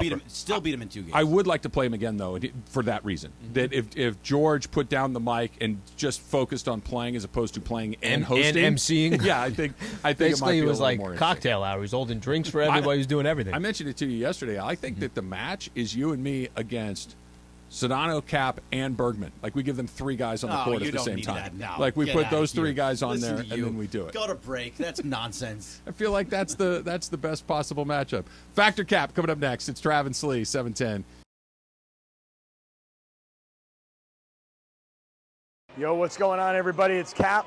Right now, standing in the 909, the greatest sports bar on the planet, here inside Yamava. Now, on Thursday, March 23rd, we're back here at Yamava, so make your plans. All the college basketball games. Former UCLA star Darren Collison is going to be with us. Come on out and have a great time. Now, look, you got to be 21 to get in. We want you to gamble responsibly, of course. But we are having a party at Yamava Thursday, March 23rd. We'll see you there.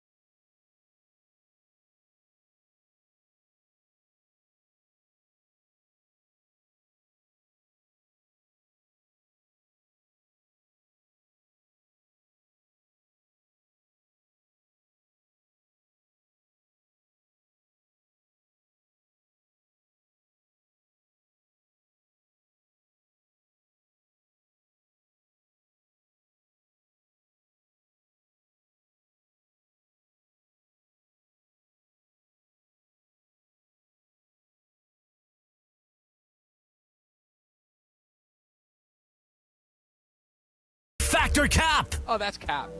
That's so Cap, Dad. Everything I've said is a cap, but I'm going to go back. First of all, it's not a cap. It's No, it just is a cap. Welcome to Factor Cap.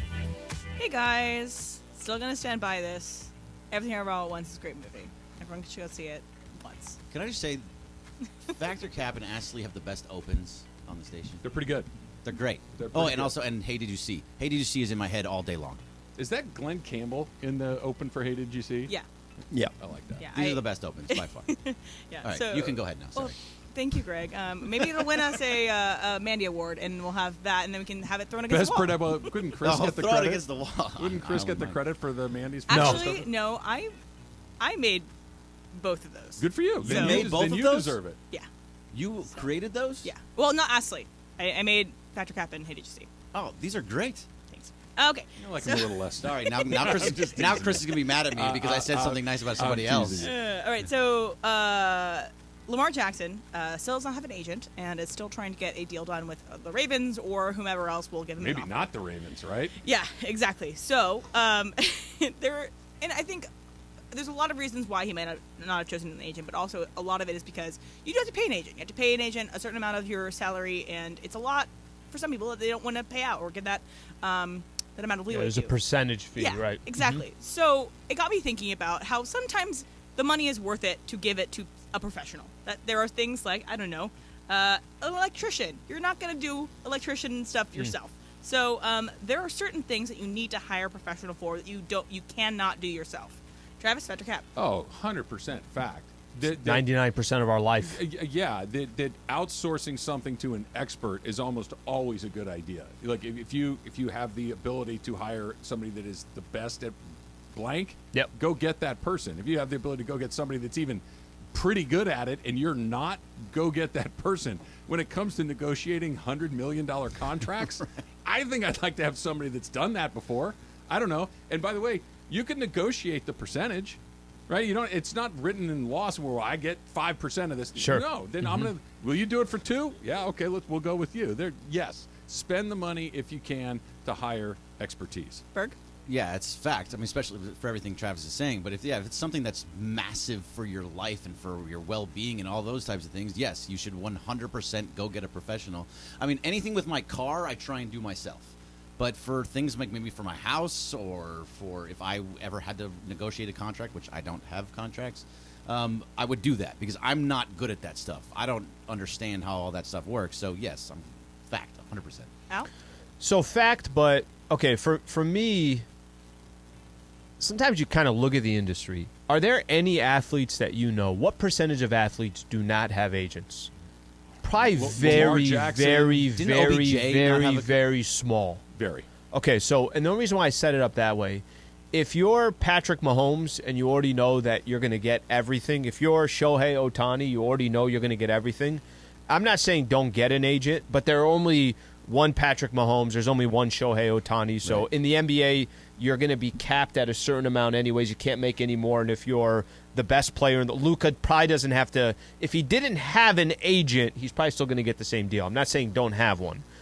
But for a lot of these other guys, that's not the case. I don't know what Lamar Jackson's going to get. Doesn't he want somebody that this is all he does every single day is worry about that stuff? You're crazy on the car thing because for me, all that stuff, I'm going to an expert for it. You can't change your tire? I can change a tire, but I'm like if Can you do your oil? If I need a new transmission. No. Like if you want to change a light in your, if you like a tail light, can you change your tail light? No, the mechanic's doing that. No, AAA is everywhere. They're everywhere for me. I go to AutoZone. Now, here's the thing. Outside of it if I put the effort into it, I could probably figure it out. I just have no desire to figure it out. Yeah, my dad used to change all of our oil himself, and again, worked on these cars for But a that long could be time. like a therapeutic thing where I'll give you an example. I think it's My just mom doesn't wanna pay to money. this day doesn't have a gardener. She likes going outside, and they got a pretty decent size. Does she like mow the grass? She doesn't. Our grass is basically dead. There's like no grass. Okay. But for the most part, like she's always planting and gardening and this. She likes doing that. She's picking up weeds. But she does that more therapeutic than she does for anything else. The one thing I'll throw in about like the Patrick Mahomes example, you're right. Like he's going to get the most, right? So there's not like you're going to squeeze the last But it's dollar. everything else that comes outside of his contract. But it's the language in the contract. You Yes, want a lawyer exactly. to look at the language in the contract that there's not something in there that, oh, by the way, if you cross the street against the light, the contract's voided. Right, or like you're can't going ski. to want somebody to look at that to make sure. I just pay $20 online. No, Somebody for will Luka look at it. Doncic, like if you can't weigh this Legal much soon. money, like or weigh this much on your weight, like that's going to cause a problem. Taylor? Fact, absolutely, you need professionals for a lot of things, like medical stuff. You need doctors. You need Haircuts. Haircuts. Trav can do Tattoo all, appointments. Trav does all his own dentist work. No way. Yeah, would I you love hire, going to the dentist. or would you get someone so to weird. get the raccoons out of your backyard? Would you pay for that, or do you want to do it The yourself? city will do it for free. Just call them. What if it wasn't free? What if it wasn't free? I don't care if they're in my backyard. I just don't want them in my room. So Yeah, I've don't want them under your bed. been closing the door, and that handled it surprisingly. Weird. Yeah. All right, so a woman posted on TikTok saying, this is the quote that she said, "So 6 years ago when I was 19, I ghosted the nicest guy who had the best intentions for me, and then she said, and tell me why. He's the person that's interviewing me for a job that I desperately need tomorrow." Oh, man. So essentially, she ghosted a guy 6 years ago. Guy has her fate in her hands right now. So this is the worst case scenario for an interview. Greg, fact or cap? I mean, God, I have to cap because I'm sure there's a worst case scenario that exists, but this one's really, really bad. If she's going on TikTok and doing this, it's also kind of like, hey, you were a wonderful person, and I didn't do anything at all. It just happened to work out I that was way. such a great I thought guy, you you were ghosted so me. good. You were such a great She's human. lying. She's 100% lying and trying to make it seem like it's a She's nice lying. thing. It's garbage. She didn't like him. Al? I lean towards fact on this one because you don't have what you're out. Like you can't really say anything. And if this guy is, and I'm sure he is, holding a grudge or something along those lines, the tables have turned. Now he's sitting there saying like, "So where do we go from here?" You know? You want this job? I go fact on that one. I would be the guy that does the interview. I would make her think she's going to get it. I would string her, like, would call her back for second and third interviews and just bleed her. Just right, like all the way to the end. Like, oh, you think I was a nice guy? Watch this. Do you have an agent for your contract? There is one worse scenario, so it's cap. Okay. Your ex-wife or husband who you got caught cheating on, that's worse. If your ex-wife is interviewing you and you're divorced because you were doing something you But weren't also, you supposed shouldn't to be doing, interviewing for that company. probably anyway. not. But you're asking for a worse scenario. I think Right. that would be one of the worst ones. Taylor? Fact. This is pretty bad. And what do you do in this situation? I mean, if you do get the job, then you have to work with that person for a long time. So it's not that great to begin with. I don't know. Unless they're just like a recruiter, just an HR person where you don't actually interact with them. Do you, I don't do you know if pretend that's- like you don't know them walking into it? Oh, you can't do that, right? I don't know. That would be. What if they don't recognize you? What if the other guy's like really sore about the whole thing, and you're like, I don't even remember you. Yeah. That could make I would it just worse. cut my losses and But get also, out of if there. it's 6 years ago, they might not remember them. Like I've ghosted people 6 years ago, and and people have also ghosted me 6 years ago, and I don't remember them at all. So it might just be that she might be the only person. Time remembering might this play thing. on her side a little bit. lying. Yeah. She's absolutely lying. You're setting up that TikTok just for that. Yep. All right, so Sofia Coppola's daughter, she is the daughter of Francis Ford Coppola, who made The Godfather. So her daughter, Francis Ford Coppola's granddaughter, Rami Mars is her name. She also went to TikTok and said this. She says, "I'm going to make a vodka sauce pasta because I'm grounded because I tried to charter a helicopter from New York to Maryland on my dad's credit card because I wanted to have dinner with my camp friend." So this is what she said to TikTok, saying that she got grounded for this. So this is rooms for grounding. This is very in the How old parents. is this granddaughter? She looks like she's around like 14. Okay. So she's not very old, but she can't drive herself, essentially, is the thing. So, Alan, this is room for grounding.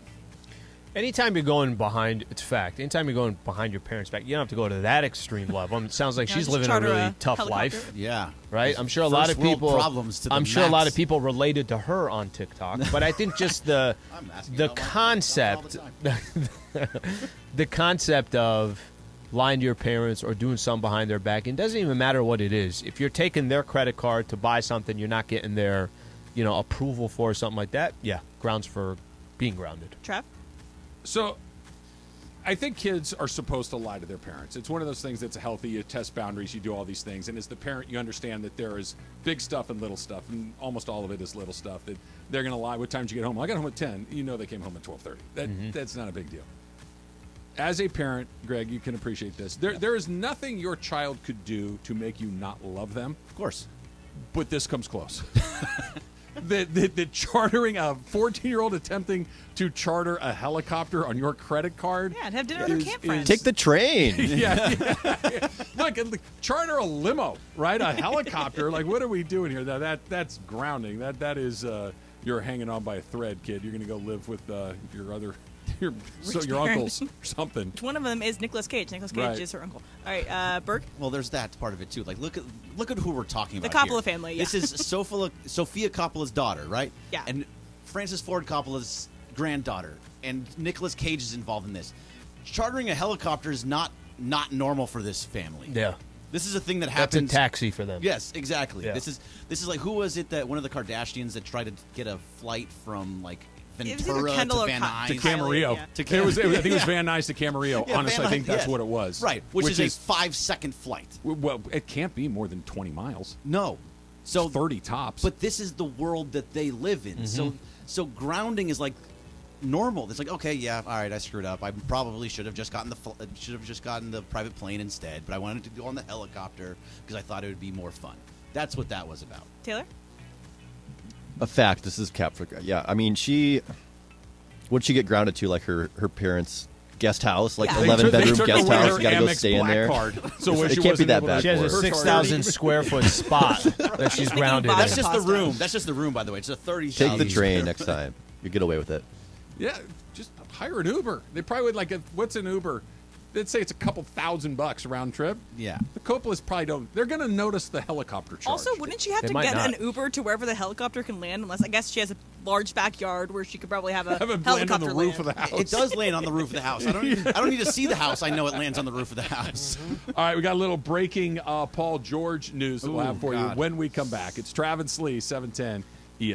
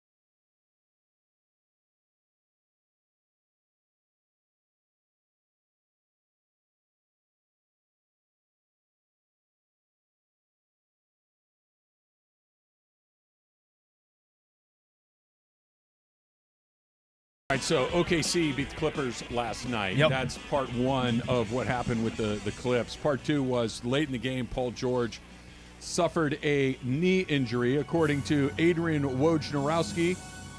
ESPN sources, after imaging today, Clipper star Paul George has a sprained right knee and will be reevaluated in 2 to 3 weeks. So 2 to 3 weeks is the end of the season, right? That is whether the Clippers are in the play-in or not, time will tell. Whether they're out of it or not, time will tell. But this is the language, Slee, that always makes you go, okay, he'll be reevaluated in 3 weeks. That doesn't mean he's going to play in 3 weeks. That means they'll take another look at it and determine what happens next after 3 weeks. So let's just say he's reevaluated in 3 weeks. Then that means you're probably in the first round of the playoffs. That's if you're making the playoffs.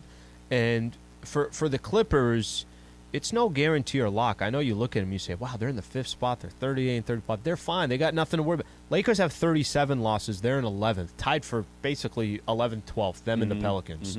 That's only a 2-loss difference. I know. So we could sit here.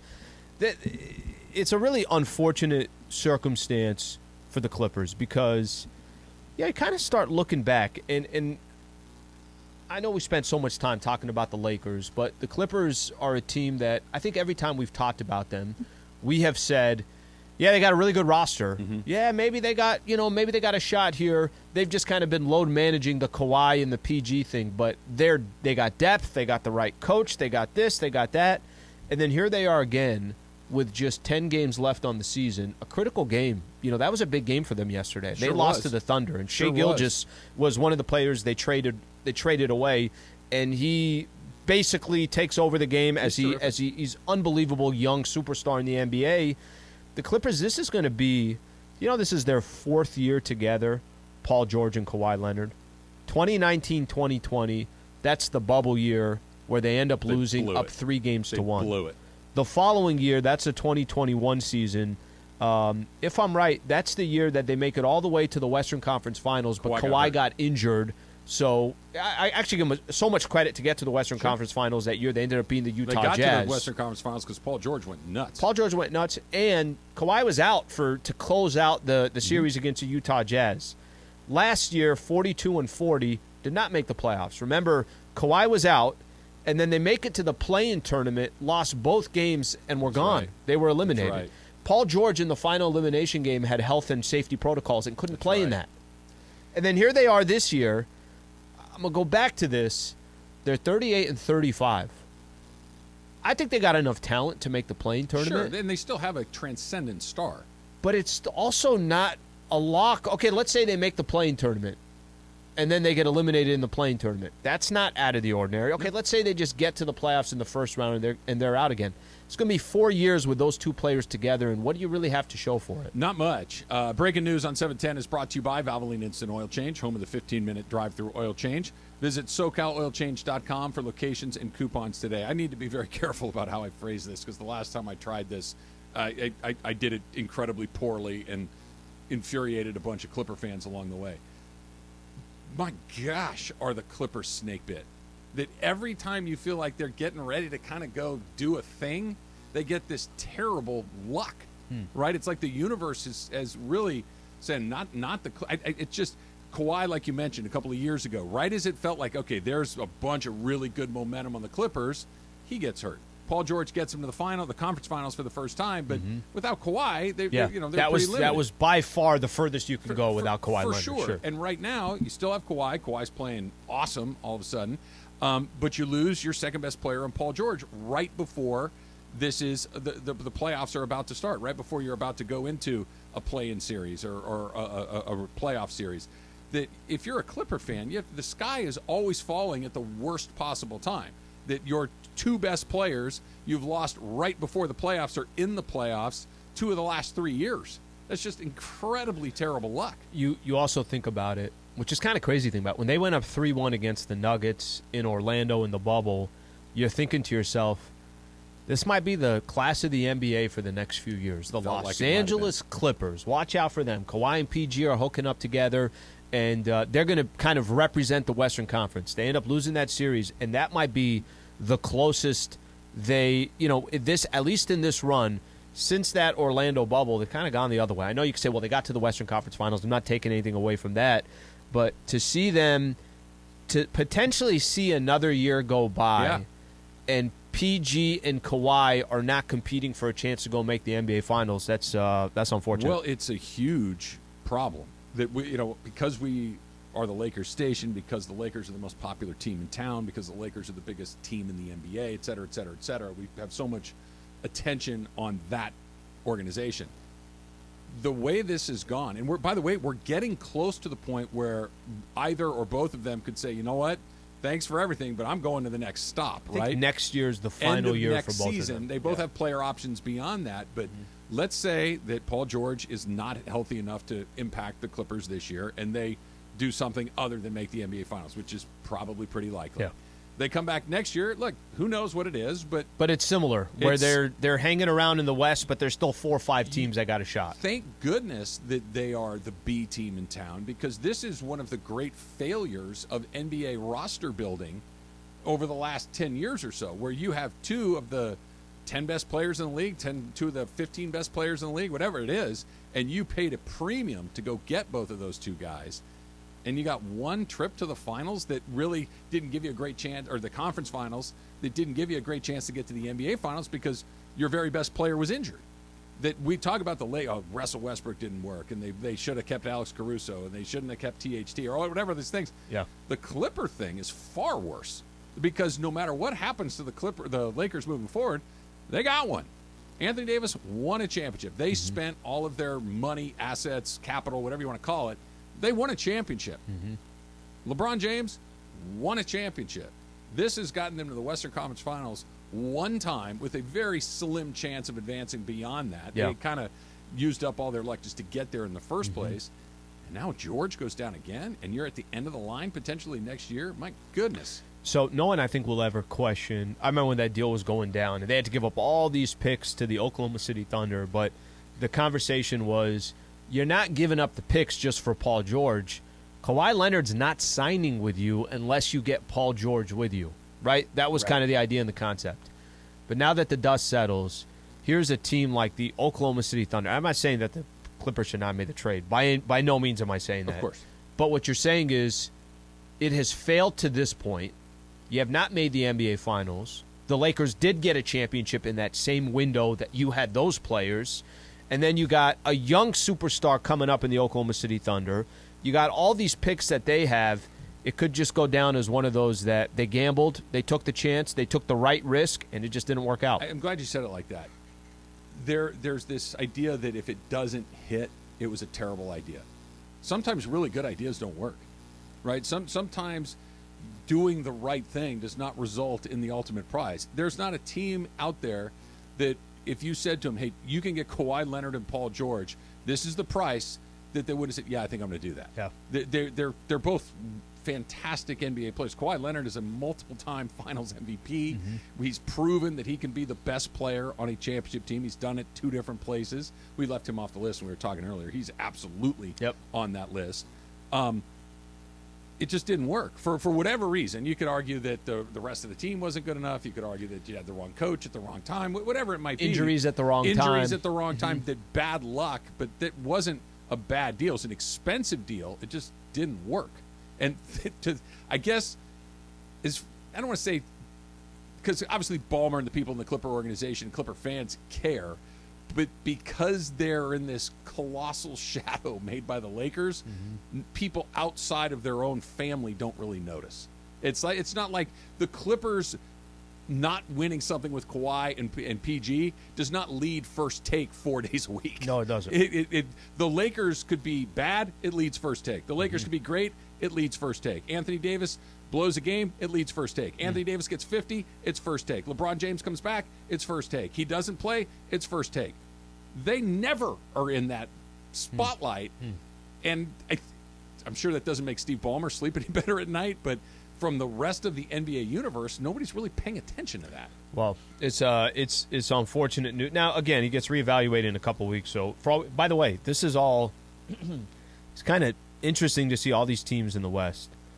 Luka's going to eventually come back. He might even play tonight against the Warriors. Yeah. Karl Anthony Towns, from what I understand, is coming back tonight. Ja might play tonight. Okay, Ja, I think, is supposed to come back tonight as well. Rockets. What other players that have been? I'm just kind of trying to think on my. LeBron's supposedly we're going to get news tomorrow. Still waiting on Wiggins, too. Wiggins, I think, will be coming back soon Yeah. as well. But there are so many good players that could kind of change. Like right now, we're looking at the standings and we're saying, oh, well, look how far this team is. KD will eventually come back for the Phoenix Suns. So LeBron you James. got so many superstars that. Yeah, I think tomorrow's a 3-week mark for Braun. So we're supposed to get some type of. He's supposed to get reevaluated. We've got a good candidate for somebody that could play me in a movie. Plus, how rich is Shohei going to get? We know rich, but how rich? That's next. It's Travis Lee, 710 ESPN. Yo, what's going on, everybody? It's Cap. Right now, standing in the 909, the greatest sports bar on the planet, here inside Yamava. Now, on Thursday, March 23rd, we're back here at Yamava, so make your plans. All the college basketball games. Former UCLA star Darren Collison is going to be with us. Come on out and have a great time. Now, look, you got to be 21 to get in. We want you to gamble responsibly, of course. But we are having a party at Yamava Thursday, March 23rd. We'll see you there.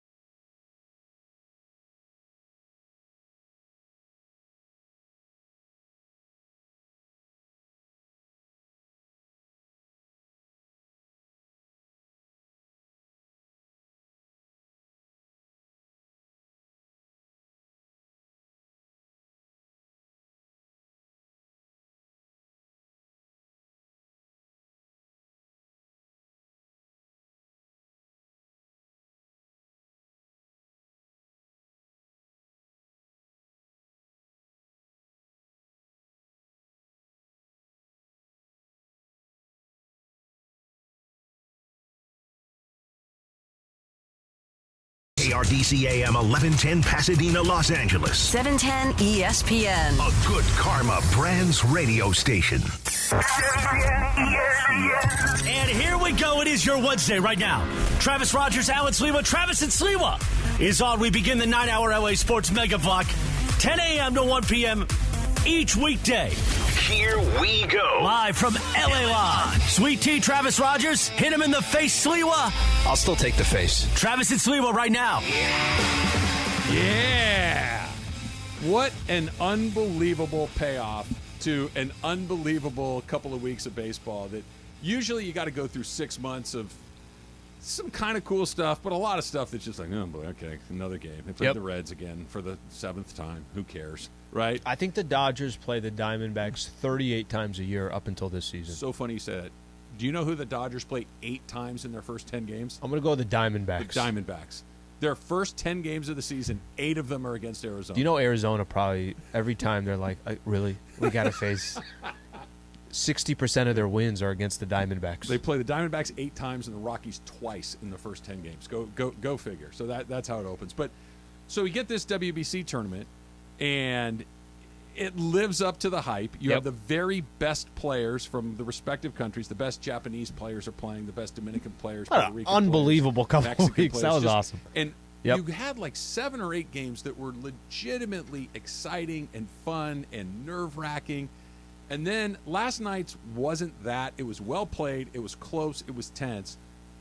But you couldn't write a movie that would be better than Shohei Ohtani coming out of the pen to face Mike Trout in the bottom of the 9th inning, or the top of the 9th inning.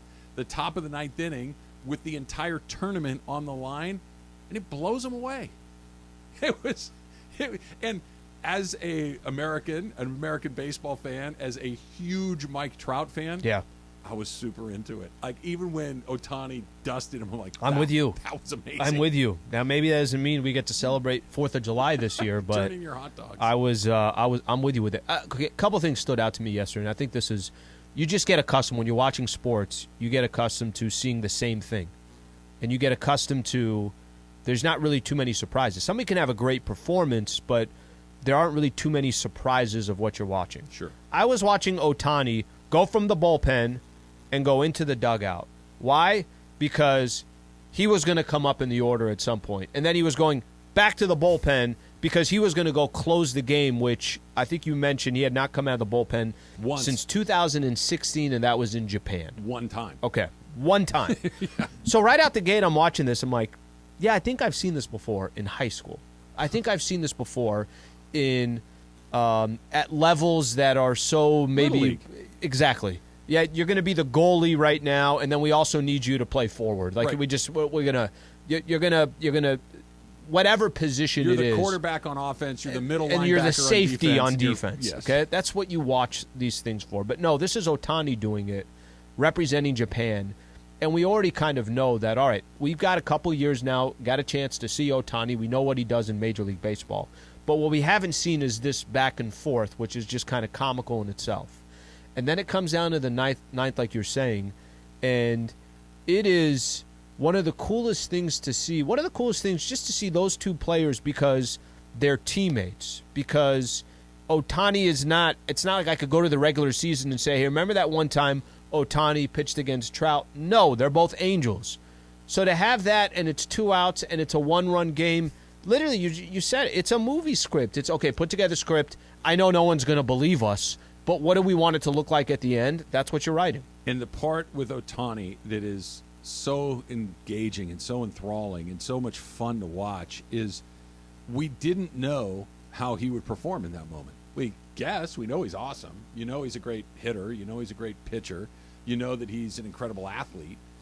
But until 2 nights ago, Ohtani had never been in the center of the fire, which is, hey, listen, we're behind.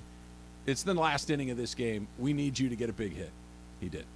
He smokes a double to right center field and starts the rally that ultimately ends up winning the game.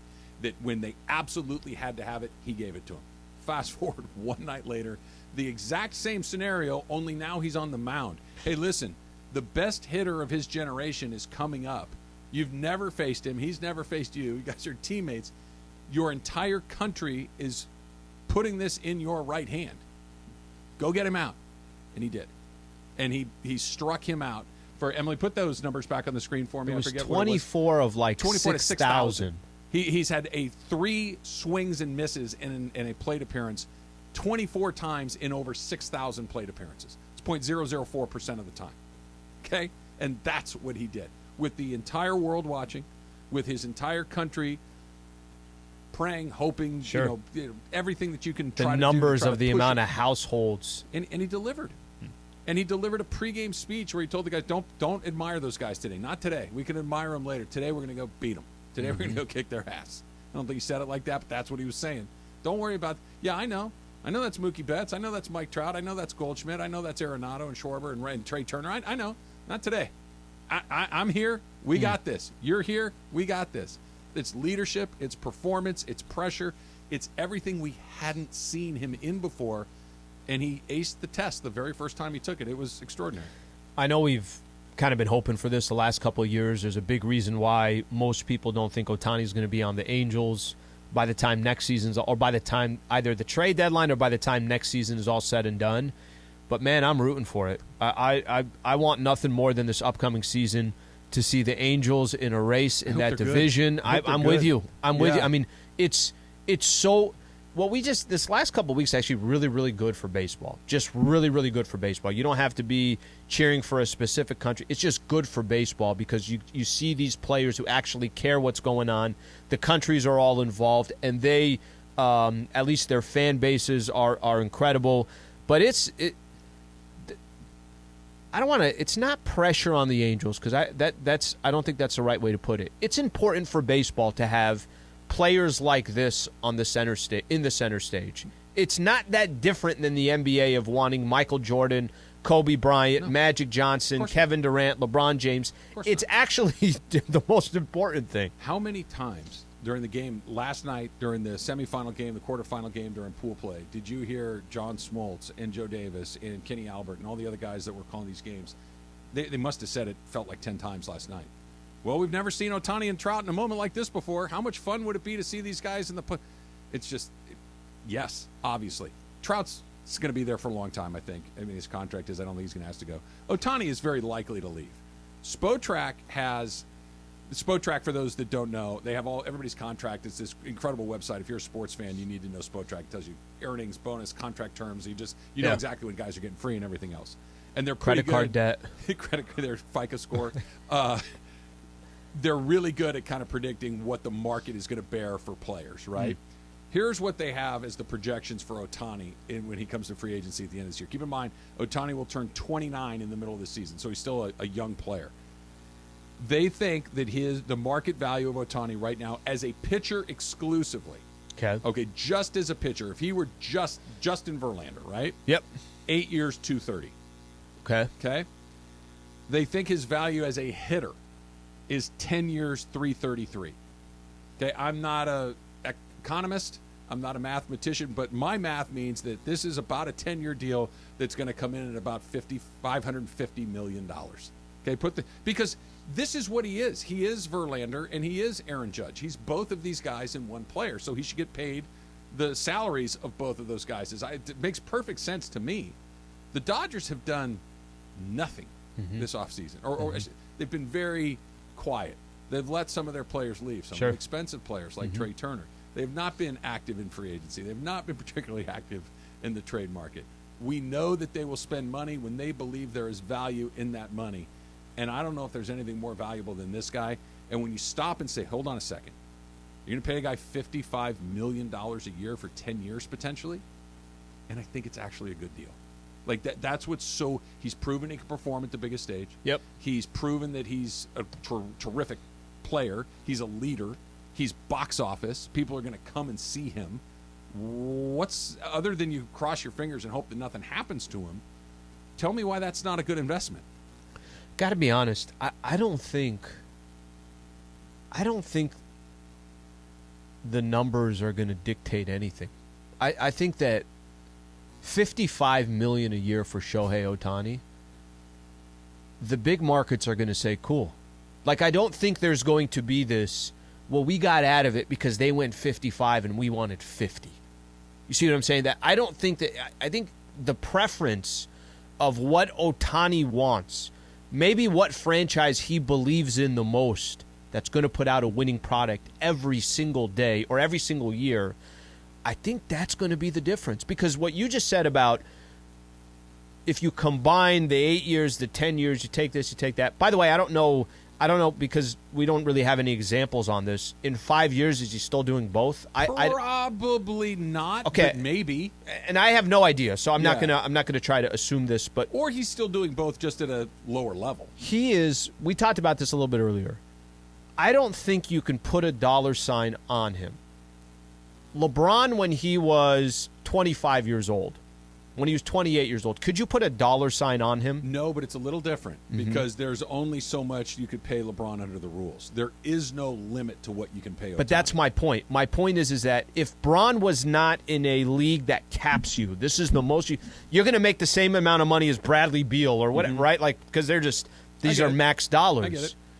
There's certain players I just don't think you can equate a dollar to, and I think Ohtani is in that category where you give him 55 a year. There's going to be 3 or 4 teams saying, pick us. I agree with that, but I think there may be a team or two that if the rate is 55, Peter Seidler say, I'll give you 70. Like, I'm not messing around. I'm not going to let you make a decision that's based entirely on I'd rather be over here than over there. Well, because he'll probably lose if it comes down to that or that. If it comes down to culture, if it comes down to track record, if it comes down to just, hey, we're all offering 55, and it's just, I think I'd rather be over here.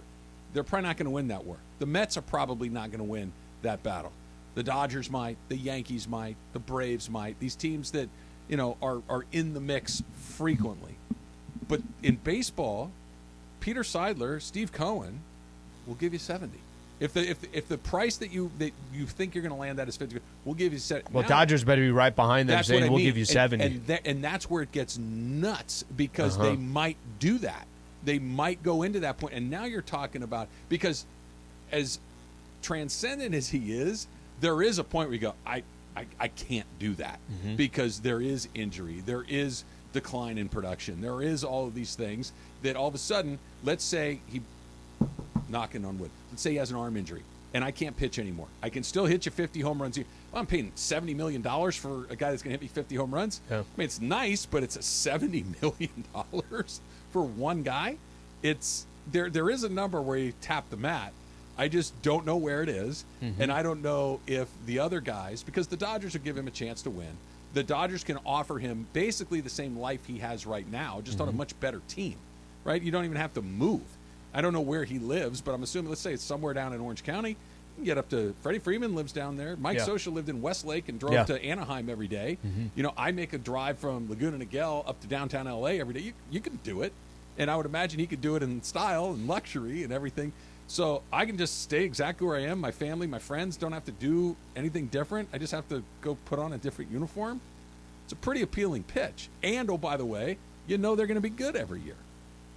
Yeah, that's why I come down. It's almost, I think the money part, I don't think is going to tell the whole story. I think it's going to come down to where does he want to play?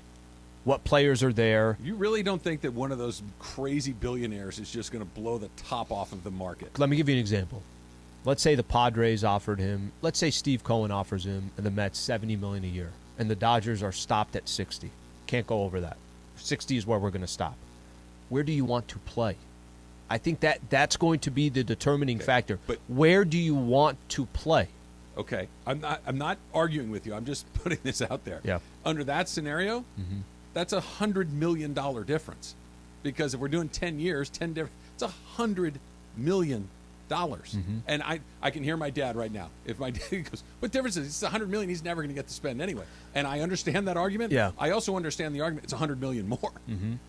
$100 million. Give it away. Build a school. Change the world. Do whatever you want. I'm not saying you got to buy a new yacht or cars or houses. It's $100 million. I guess the point is, if he wants to be a Dodger, he'll find a way to be a Dodger. If he wants to be a Met, he'll find a way to be a Met. If he wants to be a Giant, he'll find a way to be a San Francisco Giant. If you don't like the WBC, here's my counter argument.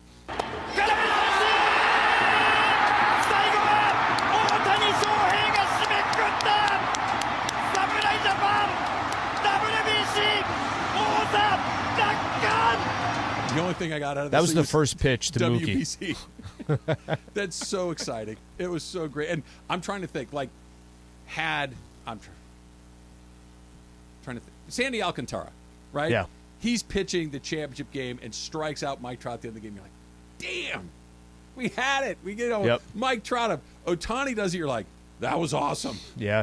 Oh, you're right. That was awesome. It helps that he plays in MLB now too. So I think if it was but Ohtani so does in Alcantara. Japan, I mean, pick another guy. Let's say it's Julio Urias pitching for Mexico, right? Like, you'd be like, oh, I can't believe he had a chance. I would like that because he's a Dodger. Yeah, but when Darvish gave up the solo, I'm like, really? Yes, I'm like the same thing with you. You're still rooting for your. If Darvish struck out Trout in the game, I'm like, God, I can't. Yeah. Ohtani, like, that was awesome. You're like Chris Farley. Hey, Paul McCartney, remember when you were in the Beatles? That was awesome. That's what I was doing last night. All right, USA needs next to send level. some better Next pitchers freaking as level. well, for sure. Lakers, tonight's a pretty big night. Yeah, we're down to 2 handfuls of games, and everybody's bunched together. That's next. It's Travis Slee, 710 ESPN.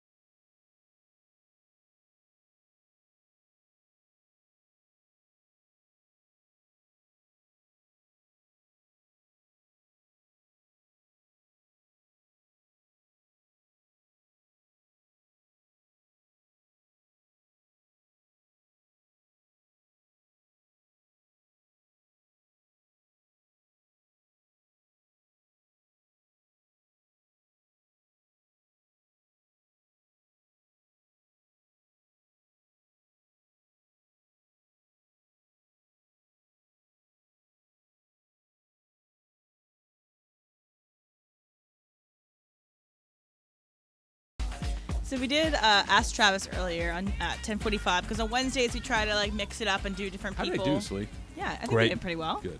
We did all TikTok, too. We only took questions from TikTok. So this one's from Daniel Tapia. It's a little late, Ask Travis, but better accomplishment, taking down a 5-pound burrito or 5 of the hottest wings? Oh, that's easy. Hashtag Ask Travis. That's easy. I would need to know the definition, his definition of better. If you're asking me which one I would rather attempt, Maybe I'll say if you want to brag about someone, say I took down a 5-pound burrito or I took down these 5 hottest wings. I know it's wings. harder. It's the wings. The for wings me. are harder. The wings are harder, but also Yes. easier, I think, because as awful of an experience as that chicken sandwich thing we did was, it was over in a day. Was right? it? Well, Felt like I was out for like except 3 days. Well, it was a day, except for a couple of times a day for the next week. That was that was a little different. Add that together, it's actually a month. So if you ate a 5-pound burrito, I think you're going to the emergency room. I don't know if you're coming back from that. So I'd pick the wings. I would choose neither. I'm never ever eating something hot like that ever again. That's a one and done. I want you to tell the listeners, Lee, what you told me during the break about the Ohtani Soto thing. I thought that was brilliant. So Ohtani makes a guy like Juan Soto, who's I think most people, if you said, give me one player in Major League Baseball right now at this age, you know he's going to be a star for And so many super years. entertaining. Super entertaining. Already won a World Series. Yeah. Has already delivered on the biggest stage. He's got swag. Got swag. He's got everything. And he makes Juan Soto seem like just a average baseball player. Yeah. And the reason why I give that as an example is because yesterday or even the game against Mexico, especially yesterday. Yesterday is actually a better example.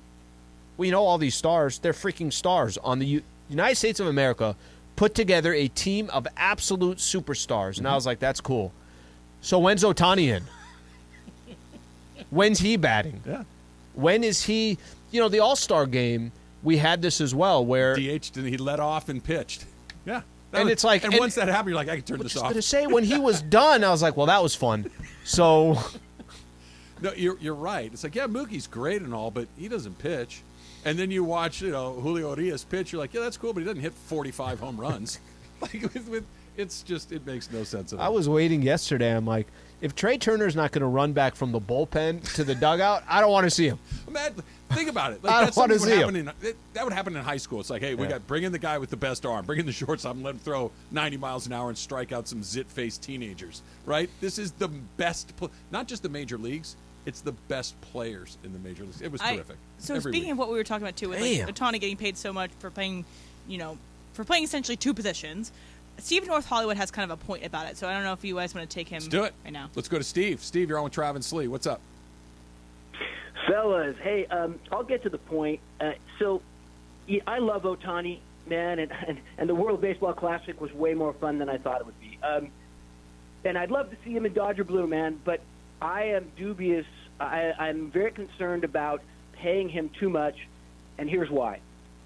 If you're going to have 2 players that do what Ohtani does, right? You've got one hitter, a first base, whatever, Freddie Freeman, you got a pitcher. Yep. If one of those guys gets hurt, you're only missing one of those guys, okay?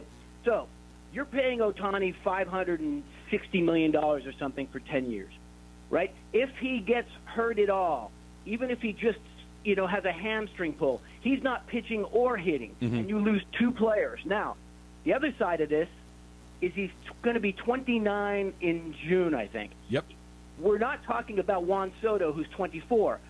I understand the comparison that Slee was just making. Hey, he's way more than Juan Soto. He is. But there are very big risks, and if you're going to put that kind of money into one basket, all your eggs in one basket, man, you have to hope, because, yeah, he'll put butts in seats, and, yeah, he'll be exciting to watch if he's healthy, if things are going, right.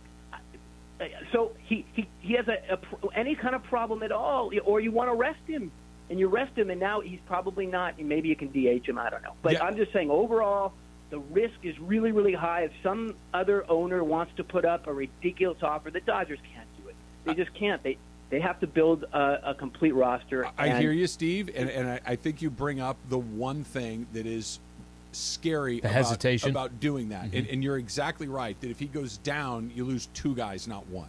And you're losing 2 guys at the price of whatever the number may be, $50 million. He'll use his left hand. He might be able to do that. But here's the thing.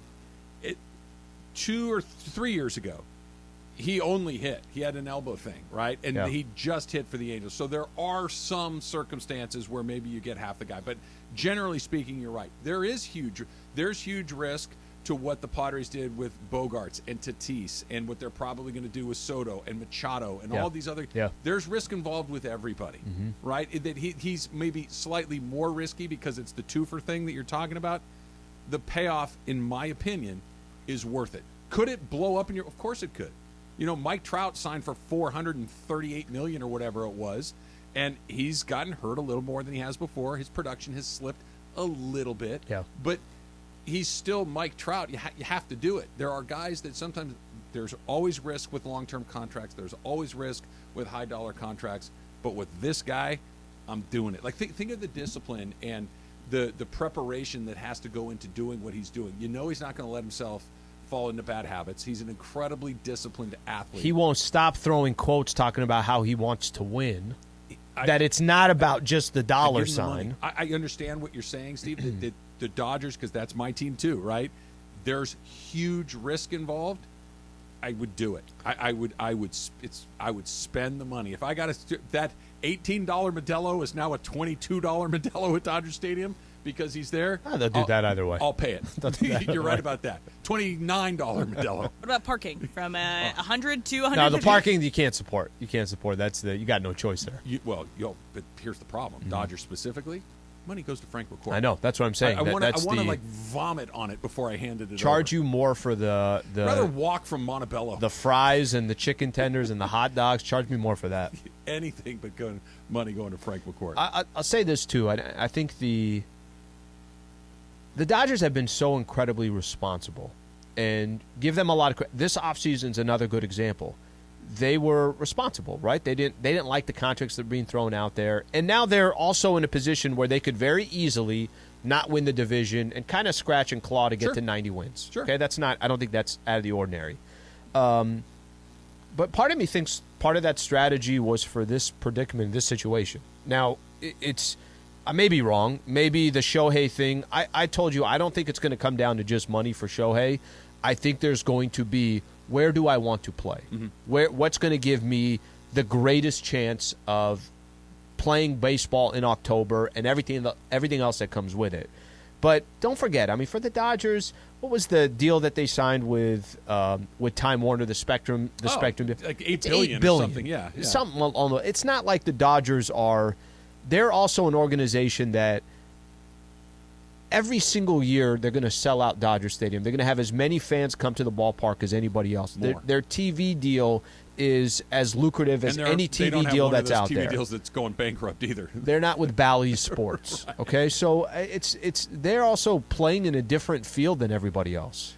They are. I guess the simple way of saying it. We got more phone calls. We're going to get to these here in a second. The simplest way to say it is, as a Dodger fan, if next spring or next winter the hot stove heats up, or they trade him somewhere else and he immediately signs an extension to wherever he gets traded, and it's just eye-popping money, which it's going to be. I'm not going to say, you know what, the Dodgers shouldn't have done that, almost regardless of the number, right? Yeah. We're making up numbers here, but if it's $60 million a year, you go, okay, I'm glad the Dodgers didn't do that. I'd be like, I wish they would have done that. That's the sort of talent that he is. Even a deal that may be on its economics deeply irresponsible, I want him to do it anyway. One more quick one here before we take a break. Johnny in the OC. Johnny, you're on with Trav and Slee. What's up? How's it going, guys? All right. So I don't agree with that, right, in regards to the last caller. I think, like everybody says, he is a unicorn. You need to spend that money. And what I love about Ohtani is that he's actually vocal about it, right? You don't want to get into year 7, 8 for him and then finally take him serious. Like Mike Trout, he was more in the shadows, like he wasn't really vocal about it. And that kind of, I think, held him back from, winning a championship already, because if he would have been more like Ohtani, hey, I'm here to win, I need to move somewhere, right? more vocal, probably he would have got more support, right? And Ohtani's more like, hey, I'm here, I need a win. And I love that about that, because now a team can take him serious. It doesn't matter if he goes to the Yankees, the Dodgers, but at least now you know he's vocal about it, and he's proven it in the biggest stage. He basically beat the All-Star team of MLB, right? He did. So, and the one from Mexico.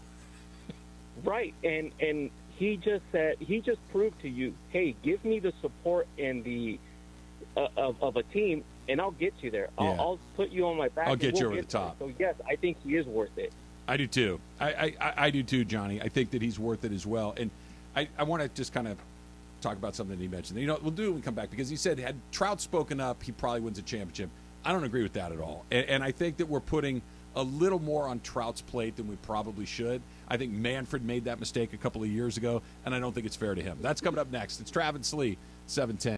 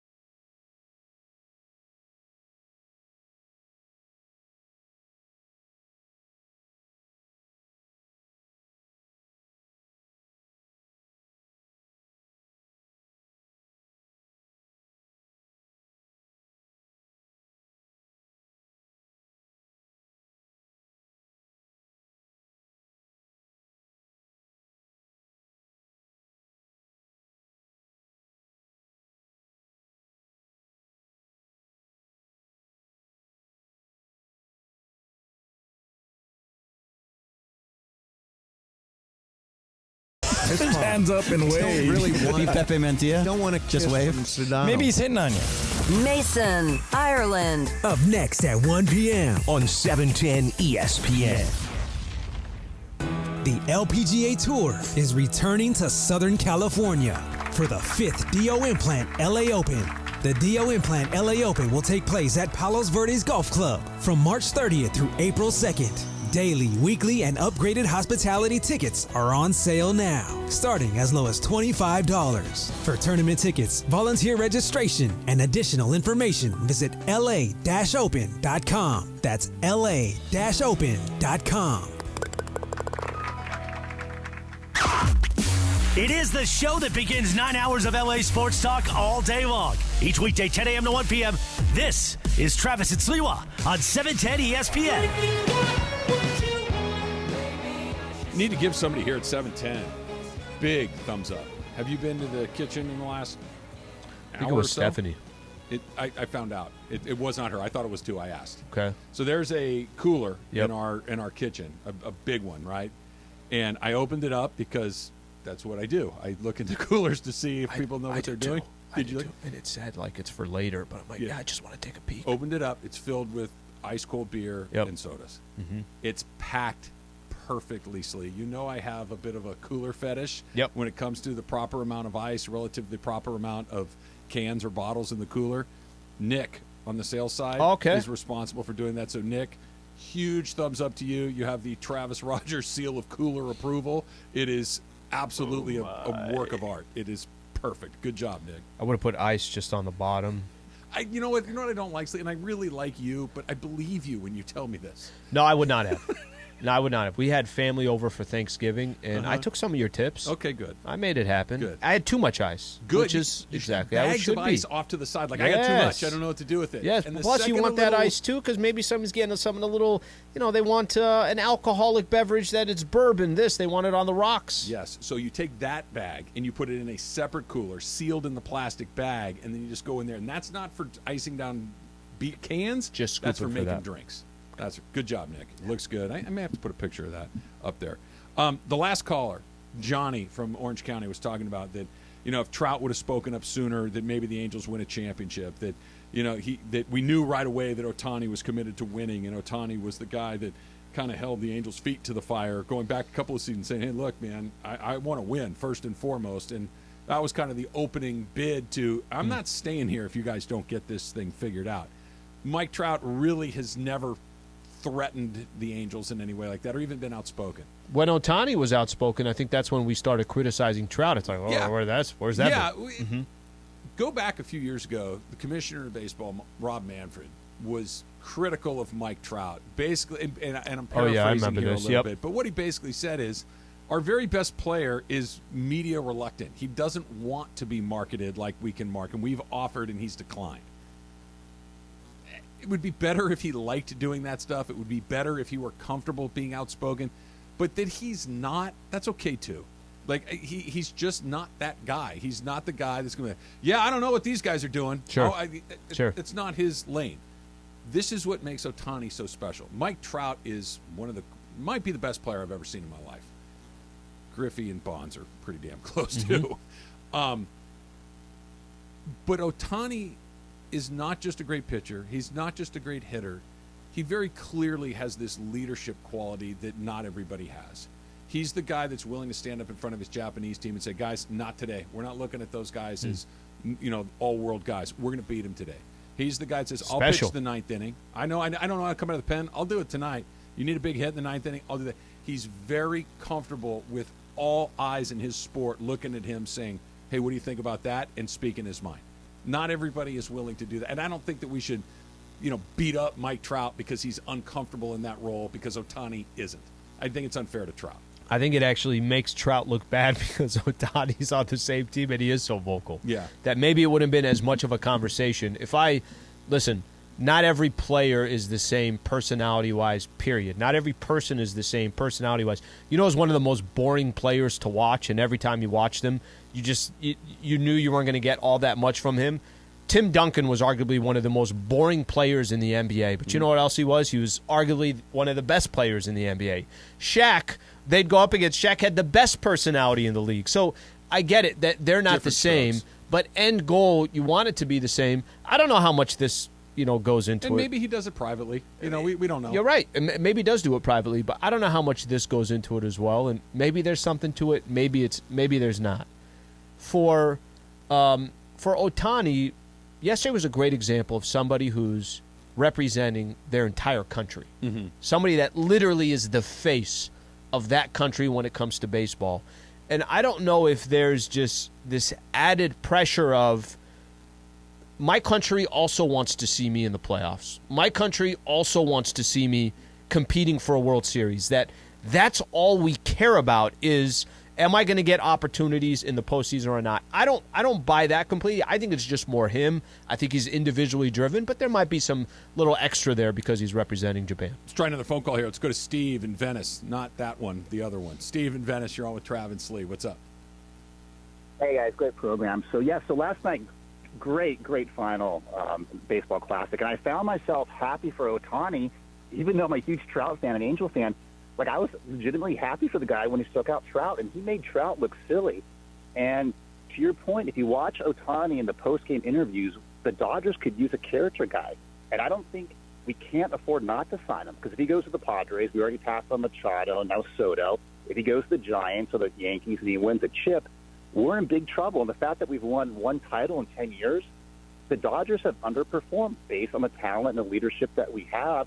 So I don't care if it's $70 million, $80 million. We got to sign the guy. I don't see any other choice. I think that's where a lot of Dodger fans are going to land, Steve. I thank you for the phone call. That's where I land. That's where you land. And I guess there's a number somewhere. You say you can't do that. That's just not going to work. But the Dodgers have, for the last 10 years, for what the players they've had and the games that they've won, you want more, right? You want more than a pandemic-shortened season world title. Yeah. You see what he can do. And I love what the other caller said about it's baseball. You can't just have the Angels are a perfect example. They have Ohtani and Trout, and they stink, right? So you can't just have good players. You need a really good team. The Dodgers, Ohtani put a really excellent Japan team over the top. He could do that for the Dodgers. The Dodgers are an excellent team, an excellent organization. That could be the piece that puts you over the top. He's very comfortable being the guy that says, I'll do it. You know, and not that Clayton Kershaw hasn't said that, not that Mookie hasn't said that, but there's a difference between what we've seen with Ohtani and what we've seen with almost everybody else. Just like, yeah, give me one shot and I'm going to get it done. He did. It's remarkable. Well, there's also, I think, the piece of it to Ohtani. If you look at how great he's been, look at what he just did in the WBC in front of the entire world. What's left for him? What's left for him is very simple. Be in some meaningful games in October for the best league when it comes to baseball in the world, right? That's what's left for him. It's by the way, he could become the Formula One champion. He could go drive for Ferrari and take them back to the top. Listen, here's the funny thing. On top of that, it's not even just. Let's say the Angels didn't make the postseason. Let's say they didn't make the playoffs. I mean, even in some games in September that were meaningful would be something. At least then we're attracted for 6 months. We're watching Ohtani. That, what was it, after the All-Star break? What did we just say? Okay, well, we're done with Angels baseball. Bye. See you next year. I really want them to be good this year. I don't know if they will. I think they got a chance. They have a better team than they've had in a while. They have a deeper team than they have in a while. Patrick Sandoval seems to have kind of gone to a level where he's not just pretty good, he's very good. If Tyler Anderson can be the guy that pitched for the Dodgers last year for the Angels, that's a step in the right direction. A couple other guys just bump it up a little bit, and you get what you get from Trout. You get what you get from Ohtani. Rendon is a little bit better along the way. That you just have a more cohesive team. To win 85, 88 games doesn't seem like a huge ask for that roster. Now, I've said that a lot of times, a lot of different ways, but it doesn't feel like them being in the postseason is an impossibility. Well, I was going to say, I think a lot, at least if there's one thing you can hear, there is at least a little bit of chatter of, hey, no, this Angels team can go from not making the postseason to I thought they were pretty good last year, and they just absolutely cratered. Yeah. They lost 16 in a row or something like that. Somebody has a suggestion for, I said Slee would be played by Stanley Tucci in the Travis and Slee movie. Somebody suggested Beau Bridges for me. That feels perfect. He'd have to grow a beard, or I'd have to shave mine, one or the other. I like how you're going to tell him you have to grow a beard. Well, it's our movie. Either right? Bridges you could be played by Jeff or Beau. No, the dude is too. He's the dude, right? Well, we can't do that. and no disrespect to Beau, who's had a great career. Yeah. But Beau, I look more like Beau than I do Jeff Bridges. I think Jeff Bridges in Stick It, which is one of my favorite movies, I think is more closely to what you are. What movie is that? That's the gymnastics movie. It's a bunch of girls who play gymnastics. And when was that movie? It was like 2007, 6 in that range. How many times did you see Stick It, Slee? I've seen that. I've seen it 4 times. 7. I've seen it 4 times. 4 times, but I will get to 7. Trev, come on over to the house tonight. You, me, Rookie, Lady Slee. We're going to watch It's a Stick sleepover It. movie. Is he the coach? He is the coach. Okay. He's this hardened, grizzled vet who used to really care for the girls he coached, but one girl got injured because he pushed her too far, and so therefore he's got blackballed by a bunch of the gymnastics world. And this girl, who's the main character in Stick It, is the one that put him back on the map. I just didn't want him to interrupt you. That's why I was like, when crazy? Someone's in the zone, feed him the ball. She was basically hitting 15-footers everywhere. And by the way, this is not a criticism of that movie. That's every sports movie ever. What you described. They got this guy who used to be great. Now he's not so great. He's either sick, his wife's sick, he got an injury, he got old. But now he's here to help the guys that need the help the most. Every sports movie ever. The Dump coming up next. It's Travis Slee, 710. Yo, what's going on, everybody? It's Cap. Right now, standing in the 909, the greatest sports bar on the planet, here inside Yamava. Now on Thursday, March 23rd, we're back here at Yamava, so make your plans. All the college basketball games. Former UCLA star Darren Collison is going to be with us. Come on out and have a great time. Now, look, you got to be 21 to get in. We want you to gamble responsibly, of course. But we are having a party at Yamava Thursday, March 23rd. We'll see you there.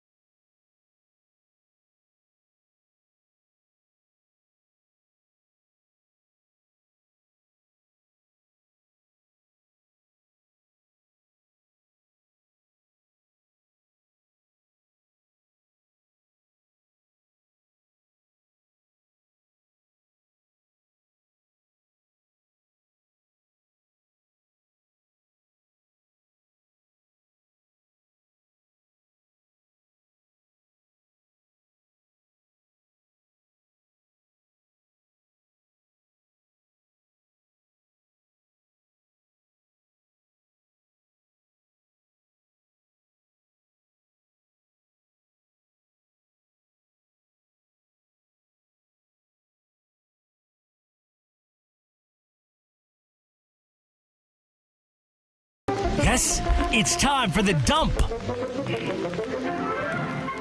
Apparently, I'm not the only cooler aficionado in the building, so some Super Crosstalk coming up in a little bit. We have some questions coming along.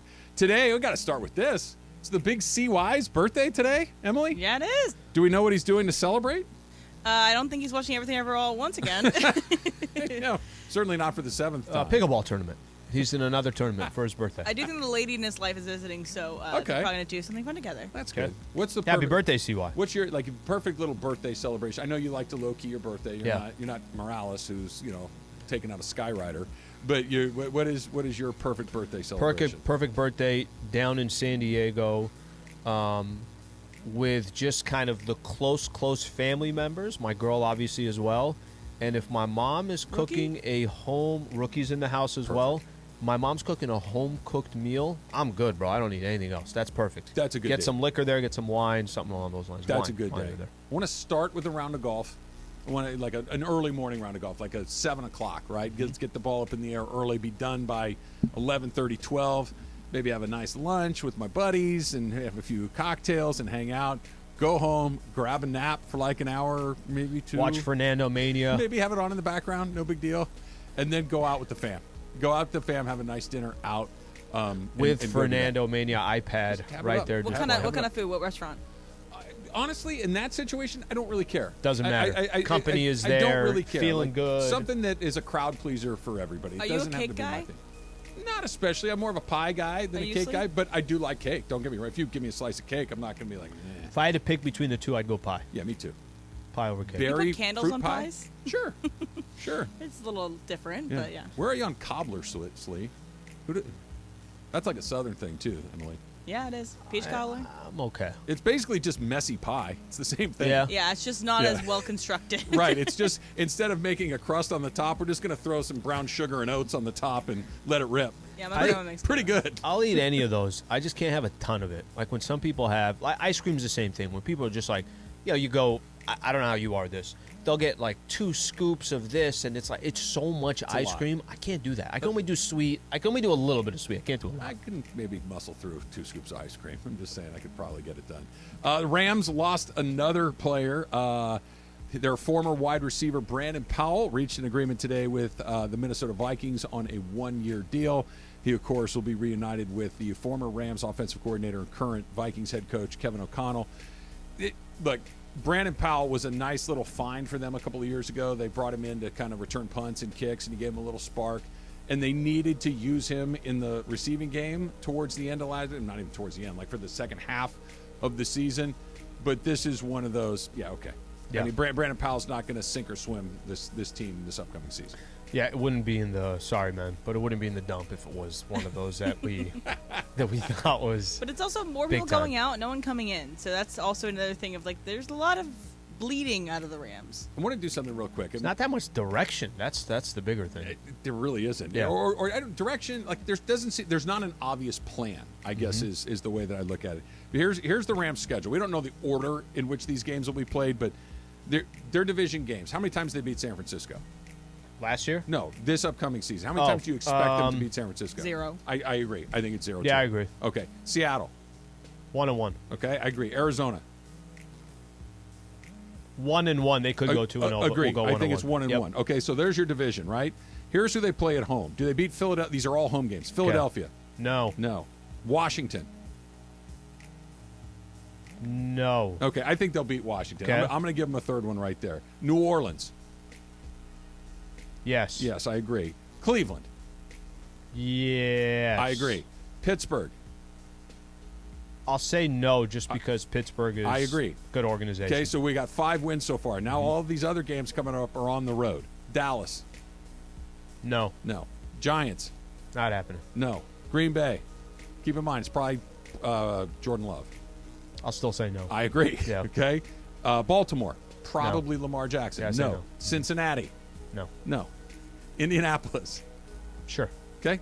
Good one. I would fight some of those away games, but yeah. That's 6 wins. Yeah. So of the 6 wins, they'll probably win 4 of those. And of the 11 losses we have, they'll probably win 2 or 3. Right? That's 7 wins again. So this idea that we were talking about, well, hey, maybe they can just kind of back into it. They're going to back into 6 or 7 wins. It's not going to happen. 6 is not getting you in. 7's not getting you in. 8, maybe. Yeah. But you got to get to 9. Let's put it this way. What would you be more surprised by? That they lose 6 games or they win 6 games? Or they lose 7 games or win 7 games? Like, it doesn't matter. You pick the number. 8 games at 8 games. I think you're more surprised they go 9-8 than you are they go 8-9. If I just make it the closest possible. 100% agree with that. Yeah. Rob Manfred, talking about the WBC, said, quote, "It's great the guys that we have, but I'd like to see pitching staffs that are the same quality as our position players." It was stark. The quality of position players, when you're looking at Goldschmidt, Arenado, Betts, Turner, Cream of the Trout, crop. Real Muto, Smith. And then in the most important game, you're running out, Merrill Kelly and some of these other guys. I'm having trouble recalling Daniel Bedard. Like they're good pitchers, but these are not the very best that we have. Is there a reason? Why it was stretched out? They're not ready to go in these high leverage situations for the most part. So they're getting paid a lot of money by these other teams, and I understand it. It didn't bother me. It was weird that the gap was so big, and that some of the Darvish pitches, Ohtani pitches, Alcantara pitch, Julio Gurriel's pitch. Like I get that they pitch for other places, but it didn't bother me. It didn't take away from the entertainment value of that tournament. Well, I think Manfred's basically saying right there, trying to win this thing. There's also there's the competitive juices of watching this tournament and knowing that you lost 3-2. Makes you look bad a little bit. Well, it's just I think it's just the competitive juices. I think there's a little bit of, I would love to see a couple more big time pitchers to go up. Now, what didn't happen yesterday, they didn't lose 9-8. No. Right? So it wasn't that their pitching was awful. They did a good job. Gave up some solo shots. They did a good job, and there was never a point in that game where I'm like, man, what are we doing with these guys? Yeah. Like it was tight. And the whole tournament, it was like, it's weird that none of our best guys are there, but you never felt like it was ruining the event.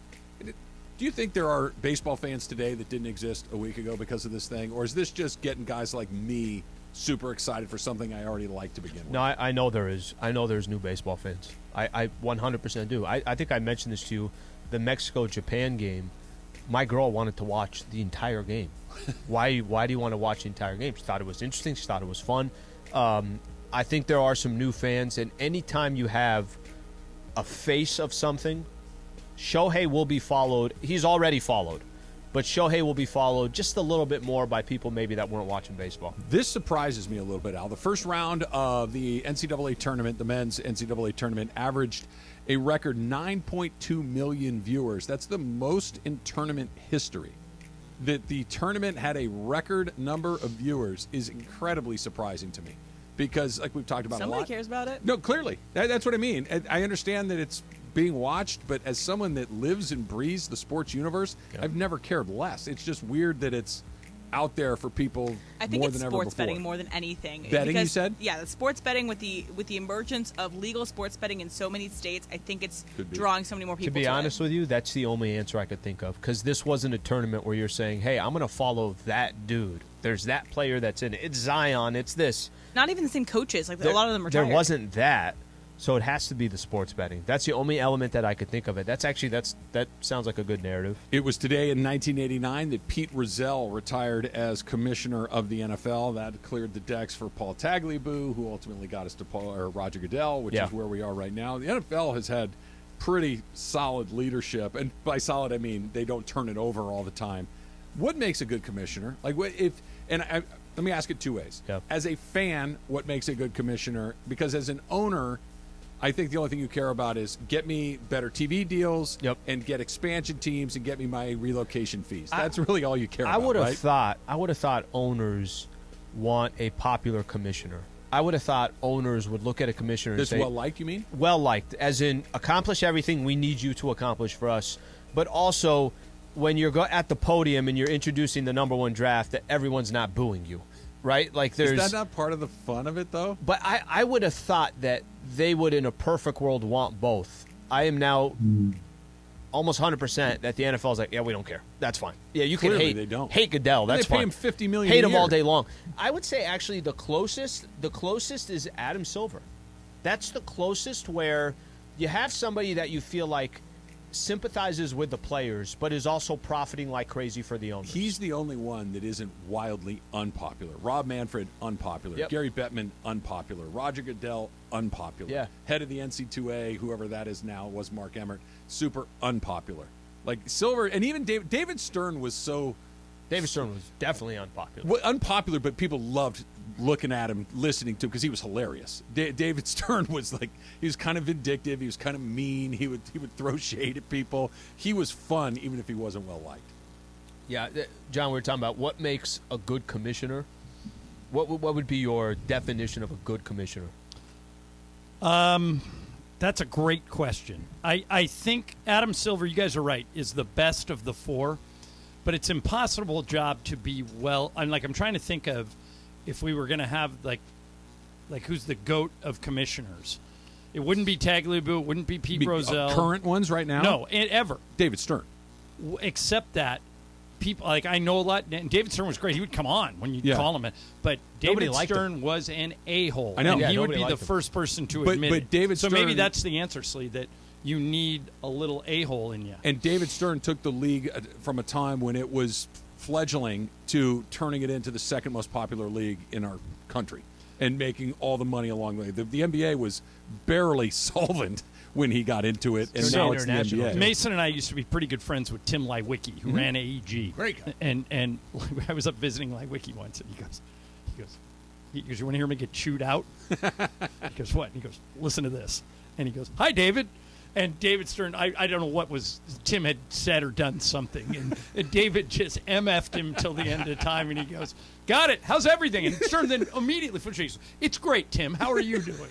But he was, like, I don't know if you guys saw that story that Gilbert Arenas put out about a month ago. You remember when Gilbert Arenas brought the gun to the locker room? Yeah. It came up because of the Ja Morant stuff. Sure. Arenas said, David Stern calls him to his office. And he says, you're suspended for 50 games. And he goes, well, I'm going to appeal that. 50 games. And he says, if you appeal it, I'm coming after your contract. Wow. And Arenas, what do you mean? He goes, it's my league. I run it. It's a business. You brought a gun into my business. You're lucky I'm not giving you 100 games. If you fight this, I'm coming after your contract. And Stern walked out. And he took 50 games. Yep. Took 50 games. Smart decision. Yeah, it is. not really a hard decision when you think about it. That game, Boo-Ray, no good comes from it. I've played it. Have you played it? Stopped Never playing it played immediately. Boo-Ray. Oh, is that the card game? Yeah, that- you know what it game, is? It's AC-doocy. Oh, okay. But, it's basically you put 2 cards down. If you get a 3 and a king, you bet the whole pot. Unless and then you if get a 2 comes up, you're dead. Or a 3 and a king, you pay Guys double. Double. Guys Right. have come to blows on Blu-ray. That's what happened to Arenas and Javar Crittenden. Somebody Yeah. got hit with paying double and Oh, yeah. said, I'm not paying it. Yeah. Guns came out. My God. Damn. I just play a little online. All right, I know we got to go to Super Stager, but here's one more story about that. Rudy Tomjanovich, who is a great guy. He was so worried about getting involved with those players' games up in the front that he would come in the back and play with us. Okay. Rudy coached us for 1 year, not even a full season. Right. He bailed at the All-Star break. And he'd come back, and Rudy was making $5 million a year. And our game is a $1, $2, or $3 limit. Okay. And I would say $3. And Rudy'd look at his hand, and you'd see if he's debating whether or not to stay in. And he'd look at me, and he'd go, not worth 3. $3? And he puts it down. $3? And the other I'm story he out. told me was he's coaching the Pan Am team. And you guys remember Sharif Abdur-Rashid? Yeah. They're Grizzlies. playing Boo-Ray, Mm-hmm. and they're in Puerto Rico, and he loses the whole pot. And he loses $13,000. Yeah. And the rest of the guys on the team, they finish the tournament, they fly back, they land in Houston, and they made the bus driver go to a bank. So that they didn't even go back to the thing. So Sharif Abdur-Rahim would take out the money and pay the guys he owed. No. Don't get in that game. I'm out. Come on, big Boo-Ray tournament. Let's do Did it. you I'll watch- play with Rudy. Did you watch the video, both of you guys? All right, so I'm go watching, to the Super I'm matching Stager. it right now. Let's do a little Supercross talk. ESPN AM 710 Los Angeles. KRDC AM 1110 Pasadena, Los Angeles. K256CX 99.1 FM, Pasadena, Los Angeles. It's the greatest segment in LA sports radio history. Oh my God. When the shows come together for magic on the radio. It will only grow stronger. Super Crosstalk. Are we ready for Mason and Ireland to join Travis and Slee? Super Crosstalk begins. Super Crosstalk presented by In-N-Out Burger. In-N-Out. That's what a hamburger is all about. It's time for Super Crosstalk. So, John, you've mentioned this before, that you and I have a lot of similarities. Yes, but I did not know about this one until I heard you talking about it today when you were talking about the cooler. Did Now you retell the cooler story. So there's a cooler in our kitchen here. We're having a party tonight here. Yeah. There's a little station get-together tonight, and the cooler has been there since when I got here about 7:45, and it was there shortly thereafter. And, like anybody else, you see a cooler, something, open it up, see what's in it. I open it up, and it's perfect. Right. It is packed with sodas and beers, and there's not an inch to spare that's not filled with ice. Yep. Nice. It's just from the very bottom to the top. It's the cans are all stacked very neatly, one on top of the other. There's nothing like it's proper it is layers. A perfect cooler Yes. setup, which I deeply appreciate. All right, so when I heard you say that, I popped in during the last break and I said I sent it to Emily and to Taylor as well. I'm going to send you guys a video that just I discovered yesterday. There's I don't know if it's a beach or a picnic ground or whatever, but there's a family with a cooler, a big cooler, and it's packed. I'm guessing Florida. The residents I thought, looked Florida-ish. Yeah, I thought it might be like Australia, but Florida's better. Yeah. Picture Florida. So the cooler is sitting there on the sand, and a crocodile appears and puts the cooler in its mouth and walks off with the cooler. Into the water. Yes. So the question is, Trav, you and I are on the beach. We're throwing a Frisbee. We look over, and we see the crocodile with our cooler in its mouth just casually going back to the water. Do we go after the cooler, or do we just let him go? I'm going to make an attempt to get him to drop the cooler. I am not too. with my own bare Like, hands. what are you going to do? I'm Throw going the to throw Frisbee at him? throw something at him. I'm going to throw sand at it. I'm going to throw rocks at it. I'm Yeah. going to try to Me too. make it just say it's not worth it. This person's And if he drops the cooler and charges us, we just We haul take ass off, the other right? way. Yeah. We take off. Are alligators or crocodiles fast? Gators. I don't- These are gators, right? I don't know why I know this, but Crocodiles are like in Africa. Well, and the stuff. story says it's a crocodile, but it very well could be. It could have been a alligator. safari. It looked like some kind of safari. Yeah, could have been so it Africa, could have yeah. been. Yeah, it could have been in like Australia. So one of my great fears is being consumed by an animal. Okay, so I know all the tactics to get away from the apex predators. Yes. One of the things you do when an alligator, if you're on land and an alligator charges Play dead. You No, play dead. That's a bear. Oh, okay. Bear, you play dead. Alligator. I'm with you on the that. fact that you have this bank of knowledge astounds me. But go ahead. It's like Make yourself really big. Get like, hold that- your arms up. That's you do the mountain lion. Karate Kid thing. That's mountain lion. That's mountain lion. Okay. Mountain Get lion. pots together. Make noise. Mountain lion is get big, throw rocks, make noise, make it seem like it's a lot of trouble. I don't want to mess Yeah, with that. yeah. guy. Okay. Bears play dead. Right. Alligator is when you run, you have to zigzag because alligators don't turn. They're pretty fast in a straight line. Yeah. But alligators don't have great handling. Yeah, Right? So you right. want to run side to side to get away from an alligator. So that's what you would want to do. Yeah, So don't play dead. Don't ask me why I Don't don't. play Emily, dead. do you go after the cooler? The crocodile or the alligator, whatever it is, gets your cooler. It's walking off. You're 25 feet away. Do you go after the cooler? So it depends on the cooler. So the one in the video, it looks like a cheapo cooler, which is I'm Right. fine with that. That's like a little What's igloo. an expensive cooler? Like Like a a Yeti. REI. That's like Go get one of those $500. Coleman's, the A Yetis. Ye- Yeah. a Yeti cooler could be $500. Yeah, so if it's that guy, I might again do a Travis, try to distract it, and then go after it eventually. It's funny because I go to vacation in Hilton Head a lot, which is like has a lot of crocodiles and stuff. There's stories every year of them like taking soccer balls, taking little dogs, and all that Right. stuff. So Scratch I think Hilton that Head I off the would. list, Lee.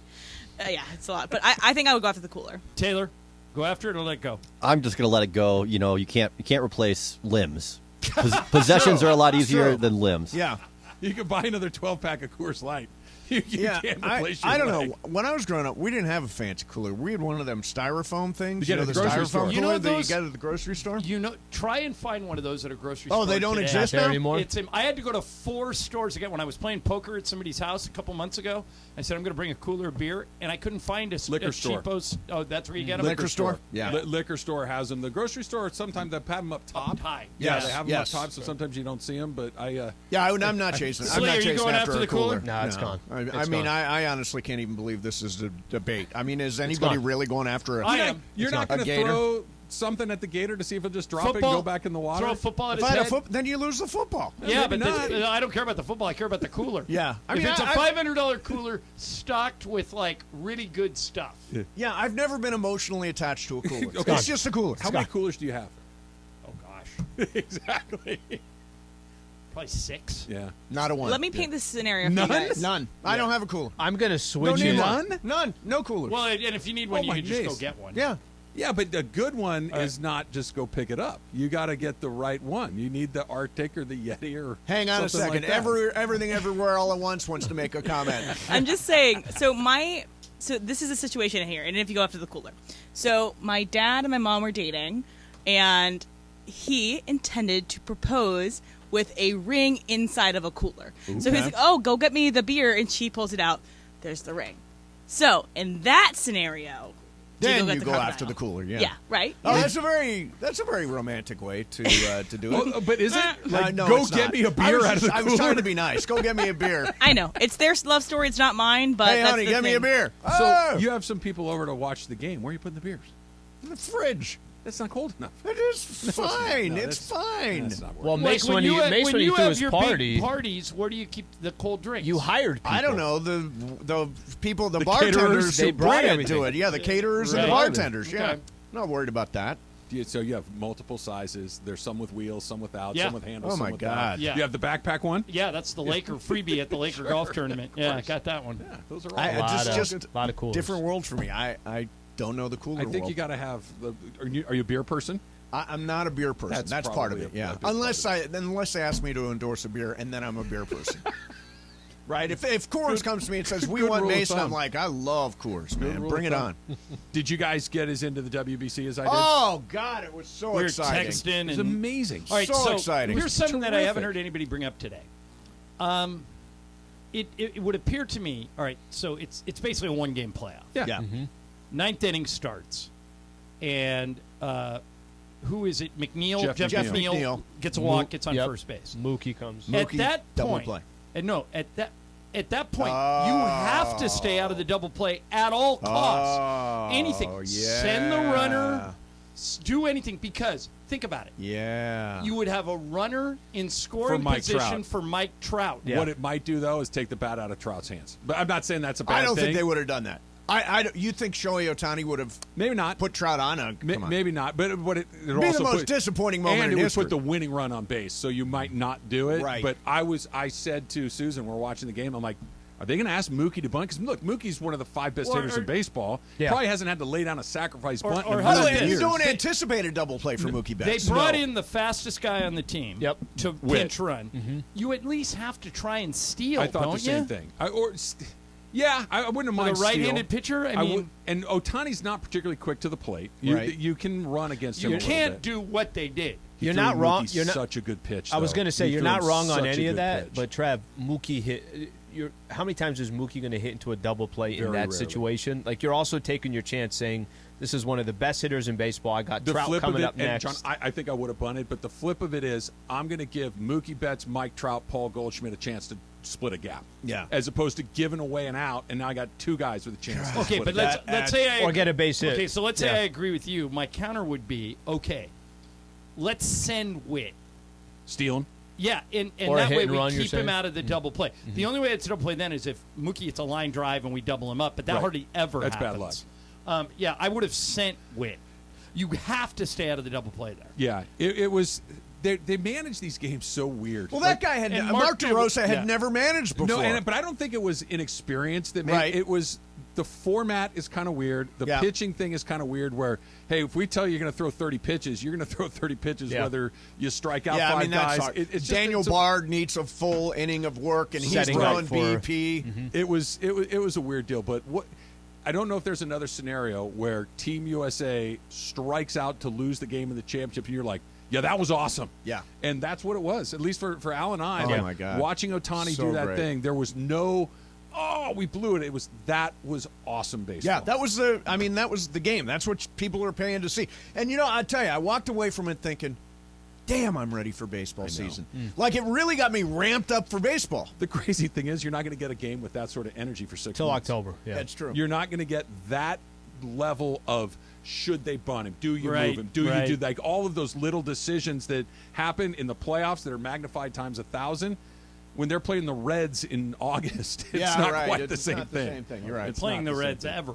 It's like really not the same. But you thing. couldn't have scripted it. I mean, we were talking about it. If you said, hey, pick the way you end this WBC tournament. I mean, Ohtani How about versus Ohtani Trout. versus Trout? Come on. Yeah, that's like storybook Is stuff. there a number where if you're the Dodgers and you're in the Ohtani game, and obviously they're going to be in it, where you just I can't do that. No. I can't go to that number. And especially not after you cut and cut and cut this year. I think you $50 million a You year? have made. I think it's $50 million a year. Oh, I think you're low at 55 at least. I 60? think 10 years, 500. So Spotrac put it out. The numbers are they have him valued as a pitcher 8 years, 230. As a hitter, 10 years, 333. So you just kind of round it off. That's 10 years, 550 million. Yeah, you need 500. That sounds about right. 500 million plus is what it's going to 55 take. million a Mace, year. don't you agree? If it's not the Dodgers, someone's giving him that money. Somebody's going to. Somebody's going to give him that What money. if Steve Cohen's going to do it. What if Cohen or Seidler come in and say, okay, look, the market is at 55. I'm going to give you 62. And do you want the Dodgers to go to 62 to get into Here's that? the weird thing about Cohen, and this is going to be a real test. So he is they've invented a new tier of luxury tax. Right. He is in a 100% luxury tax situation. So if he signs Shohei Ohtani for 50, it costs him $100 million a year. But he doesn't obviously doesn't he have like $10 yeah, billion? he does. does. He He obviously doesn't doesn't care. But I mean, it's crazy. Those are Seidler crazy doesn't numbers. care. Seidler's signing everybody. Yeah, he is. I mean, there is a point where it's a bad deal. I just don't know where the number is. It is going to be a race. It is going to be a race. Super Crosstalk is powered by In-N-Out Burger. That's what a hamburger is all about. Mason and Ireland coming up next. We'll see you tomorrow. The home